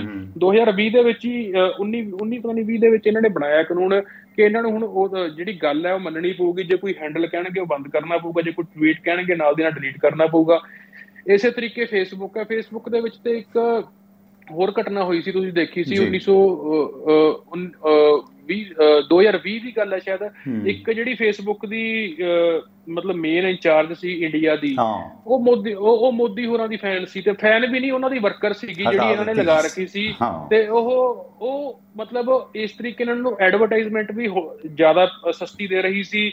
ਪਲੱਸ ਜਿਹੜੇ ਇਹਨਾਂ ਦੇ ਜੇ ਕੋਈ ਮਤਲਬ ਇਹ ਫੇਸਬੁੱਕ ਦੀ ਜਿਹੜੀ ਗਾਈਡਲਾਈਨਸ ਉਹਨੂੰ ਰੋਕਦੇ ਸੀਗੇ, ਖਰਾਬ ਮਤਲਬ ਉਹਨੂੰ ਫੋਲੋ ਨਹੀਂ ਕਰਦੇ ਸੀ, ਉੱਥੇ ਵੀ ਕੋਈ ਐਕਸ਼ਨ ਨਹੀਂ ਲਿਆ ਜਾਂਦਾ ਸੀ। ਤੇ ਹੋਰ ਪਾਰਟੀਆਂ ਦੇ ਜਿਹੜੇ ਵਿਊਅਰਸ਼ਿਪ ਹੈ, ਜਿਹੜੀ ਵਿਊਅਰਸ਼ਿਪ ਹੈ, ਉਹ ਘਟਾ ਦਿੱਤੀ ਜਾਂਦੀ ਸੀ ਤੇ ਮੋਦੀ ਦੀ ਵਧਾ ਦਿੱਤੀ ਜਾਂਦੀ ਸੀ। ਇਸ ਤਰੀਕੇ ਦੇ ਕਮਰੇ ਵੀ ਜਦੋਂ ਆਪਣੇ ਕੋਲੇ ਇਹ ਇੱਕ ਮੈਂ ਇਹ ਮੰਨਦਾ ਵੀ ਜਿਹੜਾ ਸੋਸ਼ਲ ਮੀਡੀਆ ਜੇ ਆਪਣੇ ਇਹ ਲੋਕਾਂ ਕੋਲੇ ਲਾਸਟ ਹਥਿਆਰ ਹੈ। ਜੇ ਹੁਣ ਸਰਕਾਰਾਂ ਇਹ ਤੇ ਵੀ ਹੁਣ ਅੱਜ ਕੱਲ੍ਹ ਗੱਲ ਚੱਲ ਰਹੀ ਹੈ WhatsApp ਦੀ, ਕਿ WhatsApp ਤੇ ਜਿਹੜੀ ਕਾਲ ਹੁੰਦੀ ਹੈ ਉਹਨੂੰ ਵੀ ਕਿਸੇ ਤਰੀਕੇ ਅਸੀਂ ਰਿਕਾਰਡ ਤੇ ਲੈ ਕੇ ਆਈਏ, ਉਹਦੀ ਵੀ ਜਿਹੜੀ ਗੱਲ ਹੈ ਉਹ ਸਾਰੀ ਰਿਕਾਰਡ ਤੇ ਆਵੇ। ਮਤਲਬ ਉਸੇ ਤਰੀਕੇ ਨਾਲ ਲੋਕਾਂ ਦੀ ਜਿਹੜੀ ਫਰੀਡਮ ਹੈ ਉਹਨੂੰ ਖੋਹਣ ਦਾ ਕਿਸੇ ਨਾ ਕਿਸੇ ਤਰੀਕੇ ਕੋਸ਼ਿਸ਼ ਕੀਤੀ ਜਾ ਰਹੀ ਹੈ। ਉਹ ਹੁਣ ਜੇ ਕੋਈ ਮੰਨ ਲਓ ਕੋਈ ਗਲਤ ਚੀਜ਼ ਯੂਜ਼ ਕਰ ਰਿਹਾ, ਇਹਦਾ ਮਤਲਬ ਇਹ ਤਾਂ ਨਹੀਂ ਵੀ ਸਾਰੀ ਗਲਤ ਹੁੰਦੀ। ਤੁਸੀਂ ਸਾਰਿਆਂ ਦੀ ਫਰੀਡਮ ਖੋਲੋ, ਤੁਸੀਂ ਉਹਨੂੰ ਜੇ ਕੋਈ ਗਲਤ ਕਰ ਰਿਹਾ ਤੁਸੀਂ ਉਹਨੂੰ ਮਤਲਬ ਉਹਦਾ ਹੋਰ ਕੋਈ ਹੱਲ ਲੱਭੋ। ਇਸੇ ਤਰੀਕੇ ਨੇ ਕਿ ਲੋਕਾਂ ਨੂੰ ਸਾਰੇ ਲੋਕਾਂ ਦੀ ਉਸੇ ਤਰੀਕੇ ਨਾਲ ਐਮਰਜੈਂਸੀ ਦੇ ਪੈਟਰਨ ਬਦਲ ਗਏ ਨੇ। ਜਿਹੜਾ ਬੜਾ ਕੁਛ ਹੈ ਹੁਣ ਲਾਈਕ ਡਿਸਲਾਈਕ ਮੋਦੀ ਸਾਹਿਬ ਦੇ, ਬੜਾ ਕੁਛ ਇਹਦੇ ਵਿੱਚ ਮਤਲਬ ਬਹੁਤ ਟੇਢੀ ਵਾਰ ਹੈ, ਆਮ ਲੋਕਾਂ ਦੀ ਤੇ ਸਮਝ ਨਹੀਂ ਆਉਂਦਾ। ਇਸ ਤਰ੍ਹਾਂ ਤੁਸੀਂ ਵੇਖੋ ਕਿ ਕਿਸਾਨ ਅੰਦੋਲਨ ਜਿਹੜਾ ਪੰਜਾਬ 'ਚ ਉੱਠਿਆ ਸੀ, ਤੁਸੀਂ ਬਹੁਤ ਕੰਮ ਕੀਤਾ, ਸਾਰੇ ਲੋਕਾਂ ਨੇ ਰਲ ਮਿਲ ਕੰਮ ਕੀਤਾ, ਕਿਉਂਕਿ ਲੋਕਾਈ ਦਾ ਅੰਦੋਲਨ ਸੀ। ਧਰਮਾਂ ਵਜਮਾਂ ਤੋਂ ਵਿਚਾਰਧਾਰਾਵਾਂ ਤੋਂ ਉੱਪਰ ਉੱਠ ਕੇ ਇਹ ਅੰਦੋਲਨ ਲੋਕਾਈ ਦਾ ਅੰਦੋਲਨ ਸੀ। ਕਾਰਪੋਰੇਟ ਲੁੱਟ ਦੇ ਖਿਲਾਫ ਇਹ ਅੰਦੋਲਨ ਖੜਾ ਹੋਇਆ, ਪਰ ਉਸ ਨੂੰ ਕਿਵੇਂ ਸਾਬੋਟਾਜ ਕੀਤਾ ਗਿਆ। ਪੰਜਾਬ ਦੇ ਵਿੱਚ ਕਿਹਾ ਗਿਆ, ਕੇਜਰੀਵਾਲ ਸਾਹਿਬ ਕਹਿੰਦੇ ਸਿੱਖ ਮੁੱਖ ਮੰਤਰੀ ਬਣਾਊਂਗਾ, ਰਾਜੇਵਾਲ ਸਾਹਿਬ ਵਹਿਮ ਪਾਲ ਗਏ, ਅੰਦੋਲਨ ਚੁਕਵਾ ਦਿੱਤਾ। ਚਲੋ ਜੋ ਕੁਛ ਹੋ ਗਿਆ, ਉਦੋਂ ਲੱਗਦਾ ਸੀ ਕਿ ਸ਼ਾਇਦ ਅੰਦੋਲਨ ਮੁੜ ਕੇ ਨਹੀਂ ਉੱਠੇਗਾ। ਪਰ ਹੁਣ ਜਿਵੇਂ ਅੰਦੋਲਨ ਦੀਆਂ ਜਿਹੜੀਆਂ ਧਰਾਵਾਂ ਨੇ, ਵੱਖ-ਵੱਖ ਇਹਦੀਆਂ ਵਿਚਾਰ ਧਰਾਵਾਂ ਨੇ, ਭਾਵੇਂ ਉਹ ਸਿੱਧੂਪੁਰ ਗਰੁੱਪ ਦੇ ਜਗਜੀਤ ਸਿੰਘ ਡੱਲੇਵਾਲ ਨੇ, ਜੋਗਿੰਦਰ ਸਿੰਘ ਉਗਰਾਹਾਂ ਨੇ, ਇਹਨਾਂ ਦੇ ਵਿੱਚ ਆਪਸੀ ਮਤਭੇਦ ਬਹੁਤ ਵੱਧ ਗਏ ਨੇ। ਭਾਵੇਂ ਉਹ ਨੌਜਵਾਨ ਅੰਮ੍ਰਿਤਪਾਲ ਸਿੰਘ ਦੀ ਆਮਦ ਨੂੰ ਲੈ ਕੇ ਜਾਂ ਹੋਰ, ਕਿਉਂਕਿ ਪਹਿਲਾਂ ਵੀ ਇਹ ਖੱਬੇ ਪੱਖੀ ਸੱਜੇ ਪੱਖੀ ਇਸ ਰੌਲੇ ਨੇ ਅੰਦੋਲਨ ਖਤਮ ਕੀਤਾ। ਪਹਿਲਾਂ ਵੀ ਭਾਵੇਂ ਸਿੱਖ ਮੂਵਮੈਂਟ ਸੀ ਜਾਂ ਉਸ ਤੋਂ ਪਹਿਲਾਂ ਨਕਸਲ ਮੂਵਮੈਂਟ ਸੀ, ਹਾਲਾਂਕਿ ਜ਼ਮੀਨੀ ਸੁਧਾਰ ਦੀ ਲੜਾਈ ਸੀਗੀ। ਅਤੇ ਇਸ ਦੌਰਾਨ ਪਰਜਾ ਮੰਡਲ ਲਹਿਰ ਆਈ, ਹੋਰ ਲਹਿਰਾਂ ਆਈਆਂ, ਅਤੇ ਮੁਜ਼ਾਹਰਾ ਲਹਿਰ ਆਈ। 64 ਲੱਖ ਹੈਕਟਰ ਜ਼ਮੀਨ ਹੈ ਜਿਹੜੀ ਉਹ ਤਕਰੀਬਨ ਖਾਲੀ ਕਰਾਈ ਗਈ ਪੰਜਾਬ ਦੇ 784 ਪਿੰਡਾਂ 'ਚੋਂ, ਆਪਣੇ ਖਾਸ ਕਰਕੇ ਮਾਨਸਾ ਪਟਿਆਲਾ ਬੈਲਟ। ਈਵਨ ਮਹਾਰਾਜਾ ਯਾਦਵਿੰਦਰ ਸਿੰਘ ਦਾ ਪੈਪਸੂ ਰਾਜ ਜੇ ਤੜਵਾਇਆ ਤਾਂ ਉਸ ਵਕਤ ਮੁਜ਼ਾਹਰਾ ਲਹਿਰ ਨੇ ਤੜਵਾਇਆ। ਤੇਜਾ ਸਿੰਘ ਸੁਤੰਤਰ ਜਾਂ ਹੋਰ, ਅਸਲ ਦੇ ਵਿੱਚ ਬੰਦਾ ਬਹਾਦਰ ਦੇ ਵਾਰਸ ਸੀਗੇ ਉਹ ਲੋਕ। ਉਹਨਾਂ ਨੇ ਕਿਸੇ ਨਾ ਕਿਸੇ ਰੂਪ ਵਿਚਾਰਕ ਮਤਭੇਦ ਹੋ ਸਕਦੇ ਆ, ਕੋਈ ਖੱਬੇ ਨੂੰ ਮੰਨਦਾ, ਕੋਈ ਸੱਜੇ ਪੱਖੀ ਵਿਚਾਰਧਾਰਾ ਨੂੰ ਮੰਨਦਾ, ਵੱਖਰੀਆਂ ਗੱਲਾਂ ਨੇ। ਪਰ ਜਿਹੜੀਆਂ ਹੁਣ ਕਿਸਾਨ ਯੂਨੀਅਨਾਂ ਦੇ ਵਿੱਚ ਫੁੱਟ ਪੈ ਗਈ ਹੈ, ਮੈਂ ਪਿੱਤਲ ਭਰ ਦੂੰ, ਮੈਂ ਉਹ ਕਰ ਦੂੰ, ਇਹਦੇ ਨਾਲ ਮੇਰੇ ਖਿਆਲ ਅੰਦੋਲਨ ਖਰਾਬ ਹੋ ਜਾਏਗਾ, ਮੁੜ ਕੇ ਅੰਦੋਲਨ ਉੱਠੇਗਾ ਨਹੀਂ ਜਿਸ ਤਰ੍ਹਾਂ ਦੀ ਸਥਿਤੀ ਹੈ। ਕਿਸਾਨ ਪੰਜਾਬ ਦੀਆਂ ਮੰਗਾਂ ਤੱਕ ਹੀ ਲੜੀ ਜਾਂਦੇ ਨੇ, ਸੈਂਟਰ ਦੀਆਂ ਮੰਗਾਂ ਨਾਲ ਲੜਨ ਦੀ ਜ਼ਰੂਰਤ ਹੈ। ਪਰ ਰੋਜ਼ ਮੁੱਖ ਮੰਤਰੀ ਦੇ ਖਿਲਾਫ, ਹੁਣ ਜਿਵੇਂ 9 ਤਰੀਕ ਨੂੰ ਉਗਰਾਹਾਂ ਗਰੁੱਪ ਬੈਠ ਰਿਹਾ, ਕੱਲ੍ਹ ਹੈ ਜਿਹੜੀ 15 ਕਿਸਾਨ ਜਥੇਬੰਦੀਆਂ ਦੀ ਜਗਜੀਤ ਸਿੰਘ ਡੱਲੇਵਾਲ ਹੋਰਾਂ ਦੀ ਜਿਹੜੀ ਮੁਲਾਕਾਤ CM ਨਾਲ ਹੋਈ ਹੈ, ਜਾਣੀ ਕਿਸਾਨ ਅੰਦੋਲਨ ਜਿਹੜਾ ਵਿਸ਼ਵ ਦੀ ਪ੍ਰਤੀਨਿਧਤਾ ਕਰਦਾ ਸੀ ਉਹ ਪੰਜਾਬ 'ਚੋਂ ਪੈਦਾ ਹੋਇਆ ਸੀ। ਪਰ ਹੁਣ 19 ਪੂਰਬੀ 36 ਚੁੱਲ੍ਹਿਆਂ ਵਾਲਾ ਗੱਲ ਹੋ ਗਿਆ ਕਿਸਾਨ ਜਥੇਬੰਦੀਆਂ ਦਾ। ਕੀ ਵੇਖਦੇ ਹੋ ਮਾਨਕ ਸਾਹਿਬ? ਦੇਖੋ ਜੀ, ਮੈਂ ਤਾਂ ਇਹੀ ਕਹਿਣਾ ਚਾਹੂੰਗਾ ਵੀ ਜਿਹੜਾ ਕਿਸਾਨ ਅੰਦੋਲਨ ਸੀ ਉਹ ਯੂਨਿਟੀ ਕਰਕੇ ਹੀ ਜਿੱਤਿਆ ਗਿਆ। ਉਦੋਂ ਜਿਹੜੇ ਰਿਪੀਲ ਹੋਏ, ਕਾਨੂੰਨ ਖਤਮ ਹੋਏ, ਉਦੋਂ ਜੇ ਉਹ ਇਸੇ ਕਰਕੇ ਹੀ ਹੋਇਆ ਵੀ ਉਦੋਂ ਇਕੱਠੀਆਂ ਹੋਈਆਂ ਕਿਸਾਨ ਯੂਨੀਅਨਾਂ। ਇਹਦੇ 'ਚ ਕੋਈ ਸ਼ੱਕ ਨਹੀਂ ਵੀ ਉਦੋਂ ਉਸ ਤੋਂ ਉਹ ਕਿਸਾਨ ਅੰਦੋਲਨ ਤੋਂ ਪਹਿਲਾਂ ਇਹਨਾਂ ਸਭ ਦੇ ਮੂੰਹ ਇੱਕ ਦੂਜੇ ਦੇ ਉਲਟ ਸੀਗੇ। ਮਤਲਬ ਕਿਸੇ ਦਾ ਮੂੰਹ ਇੱਧਰ ਸੀ, ਕਿਸੇ ਦਾ ਮੂੰਹ ਉੱਧਰ ਸੀ, ਕੋਈ ਕਿਸੇ ਵਿਚਾਰਧਾਰਾ ਨਾਲ ਸੀ, ਕੋਈ ਕਿਸੇ ਚੀਜ਼ ਨੂੰ ਮੰਨਦਾ ਸੀ, ਕੋਈ ਕਿਸੇ ਕਈਆਂ ਦੇ ਇੱਟ ਕੁੱਟੇ ਦਾ ਵੈਰ ਸੀਗਾ। ਫਿਰ ਵੀ ਸਾਰੇ ਇਹ ਚਲੋ ਮਤਭੇਦ ਕਰਕੇ, ਮਤਲਬ ਮਤਭੇਦ ਦੂਰ ਕਰਕੇ ਸਾਰੇ, ਜਾਂ ਕਹਿ ਲਓ ਵੀ ਲੋਕਾਂ ਦੇ ਪ੍ਰੈਸ਼ਰ ਕਰਕੇ ਵੀ ਕੁਝ ਬੰਦੇ ਚਲੋ ਸਾਰੇ ਇੱਕ ਪਲੇਟਫਾਰਮ ਤੇ ਇਕੱਠੇ ਹੋਏ, ਜਿਹਦੇ ਨਾਲ ਅੰਦੋਲਨ ਵੀ ਮਜ਼ਬੂਤ ਹੋਇਆ। ਤੇ ਉਹਦੇ ਨਾਲ ਕਿਸੇ ਮਤਭੇਦ ਨਹੀਂ ਰਿਹਾ ਪੂਰੇ ਪੰਜਾਬ ਦੇ ਵਿੱਚ। ਉਹ ਇੱਕੋ ਹੀ ਅੰਦੋਲਨ ਸੀਗਾ ਕਿ ਸਾਰਿਆਂ ਨੂੰ ਪਤਾ ਸੀ ਕਿ ਸਾਂਝਾ ਹੈ। ਮੈਂ ਤਾਂ ਇਹੀ ਸਾਰਿਆਂ ਨੂੰ ਸੁਜੈਸਟ ਕਰੂੰਗਾ ਵੀ ਆਪਸ 'ਚ ਨਾ ਉਲਝੋ। ਜਿਹੜੇ ਤੁਹਾਡੇ ਕੋਈ ਜੇ ਤੁਹਾਡੇ ਕੋਲ ਐਡਾ ਵੱਡਾ ਪਲੇਟਫਾਰਮ ਹੈ, ਤੁਸੀਂ ਐਡਾ ਵੱਡਾ ਜਿਹੜਾ ਕਹਿ ਲਓ ਵੀ ਲੜਾਈ ਜਿੱਤੀ ਹੈਗੀ, ਤੇ ਤੁਹਾਡੇ ਕੋਲ ਤਾਂ ਇੰਨੀ ਪਾਵਰ ਹੈ ਕਿ ਤੁਸੀਂ ਜੇ ਸਾਰੇ ਇਕੱਠੇ ਹੋ ਇੱਕ ਪਲੇਟਫਾਰਮ ਤੇ ਹੋ, ਤੁਹਾਨੂੰ ਤੇ CM ਨਾਲ ਮੀਟਿੰਗ। ਵੱਡੇ ਨੇਤਾ ਨਹੀਂ ਉਲਝਦੇ, ਜਿਵੇਂ ਨਿਰਮਲ ਸਿੰਘ ਜੱਸੀਆਣਾ ਜਾਂ ਜੋ ਵੀ ਉਹਨੇ ਆਖਿਆ ਸੀ ਪਿੱਤਲ ਭਰ ਦਾਂਗੇ, ਉਗਰਾਹਾਂ ਕਹਿੰਦਾ ਕੋਈ ਨਹੀਂ ਪਿੱਤਲ ਭਰੋ। ਕਈਆਂ ਨੇ ਸਮਝਿਆ ਕਿ ਸ਼ਾਇਦ ਅੰਮ੍ਰਿਤਪਾਲ ਸਿੰਘ ਜਾਂ ਖਾਲਿਸਤਾਨੀ ਧਿਰਾਂ ਨੂੰ ਕਹਿ ਰਿਹਾ। ਅਸਲ ਦੇ ਵਿੱਚ ਵੱਡੇ ਕਾਰਪੋਰੇਟ ਕਿਸਾਨਾਂ ਦੇ ਮਾਮਲੇ ਸੀ, ਜਿਵੇਂ 17 ਲੱਖ ਸਟੈਂਡਰਡ ਦਾ ਜਿਹੜਾ ਉਹ ਵੀ ਮੀਡੀਆ ਦੀ ਗਲਤੀ ਸੀ ਦਰਅਸਲ ਨਾ। ਮੀਡੀਆ ਗੁੰਮਰਾਹ ਕਰ ਰਿਹਾ। ਤੁਸੀਂ ਵੀ ਇਲੈਕਟ੍ਰੋਨਿਕ ਮੀਡੀਆ ਜਾਂ ਰੇਡੀਓ ਨਾਲ ਚੈਨਲ ਤੇ ਦਾ ਉਹ ਕਰ ਦਿਓਗੇ। ਪਰ ਉਹ ਜਿਹੜਾ ਅੱਜ ਦੇ ਟਾਈਮ ਦੇ ਵਿੱਚ ਜਿਹੜੇ ਵਿਊ ਤੋਂ ਪੈਸੇ ਆਉਣ ਲੱਗ ਗਏ ਨਾ, ਜਿਹੜੇ ਆਪਾਂ ਨੂੰ ਵਿਊ ਤੇ ਸ਼ੇਅਰ ਤੋਂ ਪੈਸੇ ਆਉਣ ਲੱਗ ਗਏ, ਪਲੱਸ ਇੱਕ ਦੌੜ ਇਹ ਹੋ ਗਈ ਕਿ ਜਿਹੜਾ ਸਾਡਾ ਡਿਜੀਟਲ ਚੈਨਲ ਆ ਉਹਨੂੰ ਕਿੰਨੇ ਮਹੀਨੇ ਦੇ ਵਿੱਚ ਸਾਡਾ ਪੰਜਾਬ 'ਚ ਸਭ ਤੋਂ ਅੱਗੇ ਆ, ਤੇ ਉਸ ਦੇ ਹਿਸਾਬ ਨਾਲ ਫਿਰ ਜਿਹੜੀ ਐਡ ਮਿਲਦੀ ਉਹਦੇ ਰੇਟ ਲੱਗਦੇ ਆ। ਉਹ ਬਹੁਤ ਗੰਦੀ ਦੌੜ ਹੈ। ਮੈਂ ਸਮਝਦਾ ਵੀ ਉਹਦਾ ਫਾਇਦਾ ਤੇ ਇਹ ਹੈ ਵੀ ਚਲੋ ਨੌਜਵਾਨਾਂ ਨੂੰ ਮੌਕਾ ਮਿਲਦਾ ਆਪਦੇ ਚੈਨਲ ਖੋਲ ਕੇ ਪੈਸੇ ਕਮਾਉਣ ਦਾ, ਜਾਂ ਕਹਿ ਲਓ ਗੱਲ ਰੱਖਣ ਦਾ। ਪਰ ਜਿਹੜੀ ਇੱਕ ਦੌੜ ਪੈ ਗਈ ਕਿ ਮੈਂ ਏਦਾਂ ਕਰ ਦੂੰਗਾ, ਮੈਂ ਕੋਈ ਸਨਸਨੀਖੇਜ ਖਬਰ ਬਣਾ ਕੇ ਦੇਵਾਂ, ਉਹਦੇ ਵਿਊ ਵੱਧ ਆਉਣਗੇ, ਮੈਨੂੰ ਸਸਪੈਂਸ, ਉਹਦੇ ਵਿਊ ਵੱਧ ਆਉਣਗੇ। ਅੰਦੋਲਨ ਨੂੰ ਫੇਲ ਕਰਨ ਦੀਆਂ ਸਾਜ਼ਿਸ਼ਾਂ ਨੇ ਇਹ ਵਿਚਲੀ ਜਿਹੜੀ ਇਹਦੇ ਲਈ। ਬਿਲਕੁਲ ਜੀ, ਬਿਲਕੁਲ। ਹੁਣ ਇੱਕ ਗੱਲ ਨੂੰ ਐਵੇਂ ਕਿਸੇ ਨੂੰ ਗੱਲ ਕਿਸੇ ਨੂੰ ਕਹੀ ਤੇ ਬਣਾ ਕਿਸੇ ਨੂੰ ਦੇਣਾ ਸਿਰਫ ਆਪਦੇ ਵਿਊ ਕਰਕੇ। ਤੇ ਵੈਸੇ ਵੀ ਜਿਹੜੇ ਪੰਜਾਬ ਦੇ ਕਰੰਟ ਮਸਲੇ ਤੇ ਨਾ, ਉਹਨਾਂ ਤੇ ਵੀ ਮੈਂ ਇਹ ਸਮਝਦਾ ਵੀ ਜਿਹੜਾ ਖਾਸ ਕਰਕੇ ਸੋਸ਼ਲ ਮੀਡੀਆ ਵਾਲਾ ਸਾਡਾ ਮੀਡੀਆ ਨਾ, ਜਿਹਨੂੰ ਆਪਾਂ ਵੈਬ ਚੈਨਲ ਮੀਡੀਆ ਕਹਿ ਦਿੰਦੇ, ਉਹਨੂੰ ਥੋੜਾ ਜਿਹਾ ਸੁਹਿਰਦ ਹੋਣ ਦੀ ਲੋੜ ਹੈ। ਮਤਲਬ ਉਹਨਾਂ ਨੂੰ ਇਹ ਸਮਝਣਾ ਚਾਹੀਦਾ ਵੀ ਠੀਕ ਹੈ ਵਿਊ ਨਾਲ ਪੈਸੇ ਆ ਜਾਣਗੇ, ਪਰ ਜਿਹੜੀ ਤੁਸੀਂ ਇਹ ਬਿਨਾਂ ਸਮਝੇ ਪੱਤਰਕਾਰੀ ਕਰ ਰਹੇ ਹੋ, ਜਿਹੜਾ ਬਿਨਾਂ ਸੋਚੇ ਸਮਝੇ ਤੁਸੀਂ ਚੀਜ਼ਾਂ ਨੂੰ ਐਨਾਲਾਈਜ਼ ਕੀਤੇ ਬਿਨਾਂ ਜਾਂ ਕਨਫਰਮ ਕੀਤੇ ਬਿਨਾਂ, ਪਹਿਲ ਦੇ ਆਧਾਰ ਤੇ ਅਸੀਂ ਪਹਿਲਾ ਇੰਟਰਵਿਊ, ਪਹਿਲਾ ਕੰਮ, ਪਹਿਲੀਆਂ ਫੋਟੋਆਂ, ਪਹਿਲਾ ਫਲਾਣਾ। ਅੱਜ ਵੀ ਤੁਸੀਂ ਦੇਖਿਆ ਹੋਣਾ ਵੀ ਭਰਾਜ ਦੇ ਵਿਆਹ ਦੀਆਂ ਪਹਿਲੀਆਂ ਫੋਟੋਆਂ, ਪਹਿਲੀਆਂ ਤਸਵੀਰਾਂ, ਜੇ ਮਤਲਬ ਉਹ ਇੱਕ ਸਿਰਫ ਦੌੜ ਇਹੀ ਹੈ ਵੀ ਸਾਡੇ ਜਿਹੜੇ ਚੈਨਲ ਉਹਦੇ ਸ਼ੇਅਰ ਵੱਧ ਹੋ ਜਾਣ, ਉਹਦੀ ਜਿਹੜੀ ਰੇਟਿੰਗ ਹੈ ਉੱਤੇ ਆ ਜੂਗੀ, ਤੇ ਜੇ ਪਲੱਸ ਵਿਊ ਵੱਧ। ਵੱਡੀ ਖਬਰ ਹਾਂ। ਜਿਹੜੇ ਆਮ ਆਦਮੀ ਪਾਰਟੀ ਵਾਲੇ ਹੈਡਿੰਗ ਲਿਖ ਕੇ ਦਿੰਦੇ ਆ ਇਹਨਾਂ ਨੂੰ, ਜਿਹੜੇ ਨੂੰ ਖਾਸ ਕਰਕੇ ਐਡ ਮਿਲੀ ਹੋਈ ਹੈ ਵੱਡੀ ਖਬਰ, ਉਹ ਤਾਂ ਛੋਟੀ ਖਬਰ ਮਿਲ ਲੱਗਦਾ 6 ਮਹੀਨੇ ਹੋ ਗਏ ਛੋਟੀ ਖਬਰ ਉਹਨਾਂ ਦੀ ਕੋਈ ਖਬਰ ਛੋਟੀ ਹੁੰਦੀ, ਸਾਰੀਆਂ ਵੱਡੀਆਂ ਖਬਰਾਂ ਹੁੰਦੀਆਂ ਨੇ, ਸਾਰੀਆਂ ਵੱਡੀਆਂ ਹੁੰਦੀਆਂ। ਵੱਡਾ ਧਮਾਕਾ, ਵੱਡੀ ਖਬਰ, ਚੀਮਾ ਨੇ ਵਧਾਇਆ 22% GST, ਵੱਡੀ ਖਬਰ, ਵੱਡਾ ਪੜਾਕਾ। ਮਤਲਬ ਆਹੀ ਚੱਲਦਾ ਇੱਥੇ। ਉਹ ਐ ਨਹੀਂ ਦੱਸਣਾ ਵੀ ਬਿਹਾਰ 'ਚ 60-65% ਵੱਧ ਗਿਆ, ਉਹ ਵੀ ਚੀਮਾ ਹੀ ਵਧਾਇਆ ਜਾ ਕੇ, ਉੱਥੇ 65% ਵਧਿਆ, ਸਾਡੇ 22 ਵਧੇ। ਖੈਰ, ਜਿਹੜਾ ਦਿੱਲੀ 'ਚ ਇਹਨਾਂ ਨੇ ਵੱਡੀ ਗੱਲ ਕੀਤੀ ਸੀ ਕਿ ਠੇਕੇ ਸਰਕਾਰੀ, ਫਿਰ ਮੁੜ ਕੇ ਹੋ ਗਏ। ਦੀਪ ਮਲਹੋਤਰਾ ਅਕਾਲੀ ਸੀ, ਹੁਣ ਤਾਂ ਸਰਗਰਮ ਨਹੀਂ ਹੈ, ਫਰੀਦਕੋਟ ਦਾ ਸ਼ਰਾਬ ਕਾਰੋਬਾਰੀ ਹੈ। ਪਰ ਉਸ ਦੌਰਾਨ ਉਹ ਜਿਹੜਾ ਨਵਾਂ ਆਬਕਾਰੀ ਨੀਤੀ ਲੈ ਕੇ ਆਏ ਸੀ, ਉਹਦੇ ਪੜਾਕੇ ਪੈ ਰਹੇ ਨੇ। ਅੱਜ ਪੰਜਾਬ ਸਮੇਤ 35 ਥਾਵਾਂ 'ਤੇ ਛਾਪੇ ਪਏ ਨੇ। ਦੀਪ ਮਲਹੋਤਰਾ ਦੇ ਤੁਹਾਡੇ ਮਾਨਸਾ ਕੋਈ ਭਾਈਵਾਲ ਸੀ, ਉਹਦਾ ਸ਼ਾਇਦ ਰਾਜਕੁਮਾਰ ਮਾਨਸਾ ਵੀ ਈਡੀ ਦਾ ਛਾਪਾ ਪਿਆ। ਕਿਵੇਂ ਵੇਖਦੇ ਹੋ ਇਸ ਸਾਰੇ ਮਸਲੇ ਨੂੰ? ਕੀ ਗੁਜਰਾਤ ਜਾਂ ਇਹਨਾਂ ਚੋਣਾਂ ਦੇ ਮੱਦੇਨਜ਼ਰ ਇਹ ਦਿਖਾਇਆ ਜਾ ਰਿਹਾ, ਵਿਚਾਰੀ ਬਣਾਇਆ ਜਾ ਰਿਹਾ ਕਿ ਦੇਖੋ ਜੀ ਆਮ ਆਦਮੀ ਪਾਰਟੀ 'ਤੇ ਤਾਂ ਬਹੁਤ ਧੱਕਾ ਕਰ ਰਹੀ ਹੈ BJP, ਕਾਂਗਰਸ ਇਹਦੇ 'ਚ ਹਾਸ਼ੀਏ 'ਤੇ ਜਾਂਦੀ ਹੈ, ਮਤਲਬ ਨੂਰਾ ਕੁਸ਼ਤੀ ਹੈ ਇੱਕ ਤਰੀਕੇ ਦੀ, ਨਿਕਲਣਾ 'ਚੋਂ ਕੁਛ ਨਹੀਂ ਹੈ। ਪਰ ਉਭਾਰਿਆ ਜਾ ਰਿਹਾ ਕਿ ਦੇਖੋ ਪੀੜਤ ਸਭ ਤੋਂ ਵੱਧ ਆਮ ਆਦਮੀ ਪਾਰਟੀ ਹੋਏ, ਹਾਲਾਂਕਿ ਅੰਦੋਲਨ ਚੁਕਵਾਉਣ 'ਚ ਆਮ ਆਦਮੀ ਪਾਰਟੀ ਦਾ ਬੜਾ ਟੇਢਾ ਰੋਲ ਸੀਗਾ। ਸੋ ਇਹ ਵੀ ਟੀਮ ਕਾਫੀ ਸਾਂਝਾ ਬਣਾ ਰਹੀਆਂ ਨੇ, ਜਾਂ ਵਾਕਈ ਮਤਲਬ ਛਾਪਿਆਂ 'ਚੋਂ ਕੁਛ ਨਿਕਲੇਗਾ ਜੋ ਅੱਜ ਪੰਜਾਬ 'ਚ ਪੈ ਰਹੇ ਨੇ ਦੀਪ ਮਲਹੋਤਰਾ ਛਾਪ ਕਾਰੋਬਾਰੀ 'ਤੇ? ਦੇਖੋ ਜੀ, ਜਿਹੜੀ ਐਕਸਾਈਜ਼ ਪਾਲਿਸੀ ਸੀਗੀ ਦਿੱਲੀ ਦੇ ਵਿੱਚ। ਐਕਸਾਈਜ਼ ਪਾਲਿਸੀ ਜੇ ਕਿਸੇ ਨੇ ਪੜ੍ਹੀ ਹੈ ਉਹਨੂੰ ਪਤਾ ਲੱਗ ਗਿਆ ਹੋਣਾ ਵੀ ਉਹਦੇ 'ਚ ਕਿੰਨੀਆਂ ਗੜਬੜੀਆਂ ਨੇ। ਇਹਨਾਂ ਨੇ ਕਿਹਾ ਸੀ ਅਸੀਂ ਕਾਰਪੋਰੇਸ਼ਨ ਬਣਾ ਕੇ ਸਰਕਾਰੀ ਦੁਕਾਨਾਂ ਤੇ ਸ਼ਰਾਬ ਵੇਚਾਂਗੇ। ਪੰਜਾਬ 'ਚ ਵੀ ਇਹੀ ਗੱਲ ਕਰਦੇ ਸੀ ਜਦੋਂ ਇਹ ਕੰਪੇਨ ਕਰਦੇ ਸੀ। ਪਰ ਦਿੱਲੀ ਦੇ ਵਿੱਚ ਇਹਨਾਂ ਨੇ ਕੀ ਕੀਤਾ ਵੀ ਜਿਹੜਾ ਮਤਲਬ ਆਪਦੇ ਟੇਲਰਡ ਪਾਲਿਸੀ ਬਣਾ ਲਈ ਆਪਦੇ ਬੰਦਿਆਂ ਵਾਸਤੇ। ਜਿਹੜੇ ਥੋਕ ਦੇ ਡੀਪੂ ਹੁੰਦੇ ਆ ਉਹ ਗਿਣੇ ਚੁਣੇ ਬੰਦਿਆਂ ਨੂੰ ਜਿਹੜੇ ਦਿੱਤੇ। ਉਸ ਤੋਂ ਬਾਅਦ ਜਿਹੜੀਆਂ ਦੁਕਾਨਾਂ ਦੀ ਉਸੇ ਤਰੀਕੇ ਨਾਲ ਉਹ ਜਿਹੜਾ ਥੋਕ ਦੇ ਡੀਪੂ ਦਾ ਜਿਹੜਾ ਪਰਸੈਂਟੇਜ ਹੈ, ਪ੍ਰੋਫਿਟ ਦੀ ਪਰਸੈਂਟੇਜ ਹੈ, ਉਹ 2% ਤੋਂ ਵਧਾ ਕੇ 12% ਕਰਤੀ। ਹੁਣ ਤੁਸੀਂ ਦੇਖੋ ਵੀ ਥੋਕ ਦੇ ਵਿੱਚ ਐਡਾ ਕੀ ਹੁੰਦਾ, ਉਹਨੇ ਫੈਕਟਰੀਆਂ ਤੋਂ ਚੱਕ ਕੇ ਸ਼ਰਾਬ ਰਿਟੇਲ ਦੀਆਂ ਦੁਕਾਨਾਂ ਤੇ ਦੇਣੀ ਹੁੰਦੀ। ਐਡਾ ਕਿਹੜਾ ਖਰਚਾ ਵੱਧ ਗਿਆ ਵੀ ਜਿਹੜਾ ਤੁਸੀਂ ਪ੍ਰੋਫਿਟ ਅਰਬਾਂ ਖਰਬਾਂ ਦੇ ਕੰਮ ਦੇ ਵਿੱਚ ਸਿੱਧਾ 10% ਹੋਰ ਵਧਾ ਦਿੱਤਾ। ਉਹ ਲੋਕਾਂ ਦਾ ਕਹਿਣਾ ਹੈਗਾ, ਆਪੋਜੀਸ਼ਨ ਵੀ ਕਹਿੰਦੀ ਹੈ, ਲੋਕ ਵੀ ਕਹਿੰਦੇ ਆ, ਤੇ ਗੱਲ ਕਿਸੇ ਪਾਸੇ ਠੀਕ ਵੀ ਲੱਗਦੀ ਹੈ ਕਿ ਜਿਹੜਾ ਦਿੱਲੀ ਦਾ ਪੈਸਾ ਉਹ 10% ਦੇ ਵਿੱਚੋਂ ਹਿੱਸਾ ਲਿਆ ਇਹਨਾਂ ਨੇ ਤੇ ਉਹ ਪੈਸਾ ਪੰਜਾਬ ਚ ਲਾ ਕੇ ਪੰਜਾਬ ਦੀਆਂ ਵੋਟਾਂ 'ਚ ਵਰਤਿਆ ਹੈਗਾ। ਤੇ ਉਹ ਕਿਤੇ ਨਾ ਕਿਤੇ ਉਹਦੇ 'ਚ ਵੱਡੀ ਗੜਬੜੀ ਹੈਗੀ, ਕਿਉਂਕਿ ਜੋ ਪੰਜਾਬ ਦੀ ਪਾਲਿਸੀ ਬਣਾਈ ਉਹਦੇ 'ਚ ਸਪੈਸ਼ਲ ਉੱਥੇ ਦਿੱਲੀ ਮਨੀਸ਼ ਸਿਸੋਦੀਆ ਹੈਗਾ exercise minister, special Manish Sisodia ਆ ਕੇ ਬੈਠਿਆ ਆਪਣੇ ਪੰਜਾਬ ਦੇ ਅਫਸਰਾਂ ਨਾਲ। ਕੌਣ ਹੈ ਮਨੀਸ਼ ਸਿਸੋਦੀਆ? ਸਾਡੇ ਲਈ ਕੋਈ ਵੀ ਨਹੀਂ ਹੈਗਾ। ਉਸ ਤੋਂ ਬਾਅਦ ਇਹਨਾਂ ਨੇ ਪਾਲਿਸੀ ਬਣਾਈ, ਵਿੱਚ ਡਾਇਰੈਕਟਰ ਜਿਹੜਾ ਉੱਤੇ ਫੜਿਆ ਸੀ ਪਿੱਛੇ ਜੇ CBI ਨੇ ਐਕਸਾਈਜ਼ ਦਾ ਕੀ ਸੀ, ਕਮਿਸ਼ਨਰ ਸੀ ਸ਼ਾਇਦ, ਉਹ ਜਿਹੜਾ ਫੜਿਆ ਸੀਗਾ। ਉਹ ਸਾਰੇ ਬੈਠੇ ਪੰਜਾਬ ਦੇ ਵਿੱਚ ਵੀ ਉਹੀ ਬੰਦਿਆਂ ਨੂੰ L1 ਦੇ ਜਾਂ ਕਹਿ ਲਓ ਥੋਕ ਦੇ ਠੇਕੇ ਦਿੱਤੇ ਜਿਹੜੇ ਦਿੱਲੀ ਵਾਲੀ ਉਹ CBI ਦੀ ਉਹਦੇ ਵਿੱਚ ਆਪਣੇ FIR ਦੇ ਵਿੱਚ ਜਿਨ੍ਹਾਂ ਦੇ ਨਾਂ ਸੀ, ਜਾਂ ਜਿਹੜੇ ਦਿੱਲੀ ਦੇ ਵਿੱਚ ਸ਼ਰਾਬ ਸੀ। ਹੁਣ ਦੇਖੋ ਵੀ 150 ਕਰੋੜ ਦੇ ਕੈਪ ਕਰਤੇ ਪੰਜਾਬ ਦੇ ਵਿੱਚ। ਕਿਹੜੇ ਐਡੇ ਕਾਰੋਬਾਰੀ ਨੇ ਜਿਹੜੇ 150 ਕਰੋੜ ਦਾ ਲੈ ਸਕਣ?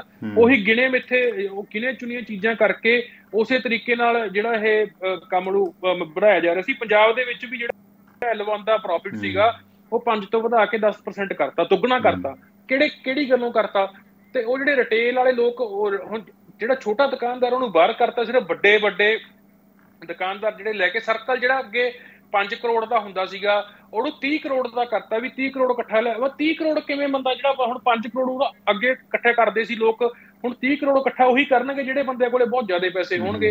ਇਸੇ ਤਰੀਕੇ ਨਾਲ ਦੀਪ ਮਲਹੋਤਰਾ ਜੀ ਦੇ ਵੀ ਜਿਹੜੇ ਛਾਪੇ ਪੈ ਰਹੇ ਉਸੇ ਚੇਨ ਦੇ ਤਹਿਤ ਪੈ ਰਹੇ ਆ। ਉਸੇ ਤਰੀਕੇ ਨਾਲ ਜਿਹੜੇ ਮਨੀਸ਼ ਸਿਸੋਦੀਆ ਜੀ ਹੈਗੇ ਉਸੇ ਦੇ ਵਿੱਚ ਉਸੇ ਚੇਨ ਦੇ ਤਹਿਤ ਉੱਥੇ ਉਸੇ ਘੁਟਾਲੇ ਦੇ ਤਹਿਤ ਉੱਥੇ ਜਿਹੜੇ ਛਾਪੇ ਪਏ ਸੀਗੇ। ਚਲੋ ਕੀ ਨਿਕਲਦਾ, ਪਰ ਉਹ ਚੀਜ਼ਾਂ ਸਾਫ਼ ਨੇ ਕਿ ਗੜਬੜੀ ਹੋਈ ਹੈ। ਜਾਂਦੇ ਲਾਅ ਐਂਡ ਆਰਡਰ ਥੋੜਾ ਜਿਹਾ ਜਾਣਨਾ ਚਾਹਾਂਗੇ। ਜਿਵੇਂ ਤੁਹਾਡੇ ਮਾਨਸਾ ਦੇ ਵਿੱਚ ਸਿੱਧੂ ਮੂਸੇਵਾਲੇ ਦਾ ਕਤਲ ਹੁੰਦਾ ਹੈ, ਸਿਆਸੀ ਕਤਲ ਹੈ, ਕਈ ਕਾਰਨ ਨੇ।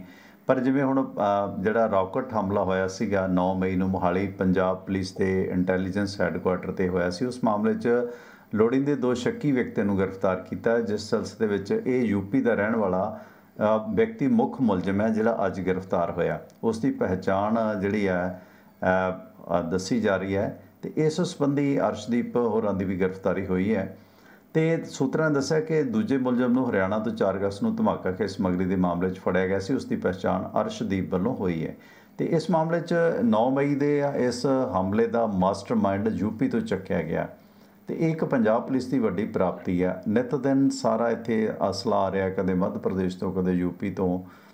ਤੇ ਕੀ ਵੇਖਦੇ ਹੋ ਮਾਨੇ ਗੋਲ ਸਾਹਿਬ ਕਿ ਇਸ ਸਰਕਾਰ ਵਾਸਤੇ ਇਹ ਚੀਜ਼ਾਂ ਵੱਡੀ ਸਮੱਸਿਆ ਬਣ ਗਈਆਂ? ਮੂਸੇਵਾਲੇ ਦੇ ਕਤਲ ਤੋਂ ਬਾਅਦ ਸਰਕਾਰ ਤੋੜਨ ਦੀ ਨੌਬਤ ਤੱਕ ਬਣ ਗਈ ਸੀ, ਰਾਸ਼ਟਰਪਤੀ ਰਾਜ ਮੰਗਣ ਲੱਗ ਪਏ ਸੀ ਲੋਕ, ਉਸ ਤੋਂ ਬਾਅਦ ਇਹ ਬੁਰੀ ਤਰ੍ਹਾਂ ਹਰੇ ਵੀ ਨੇ।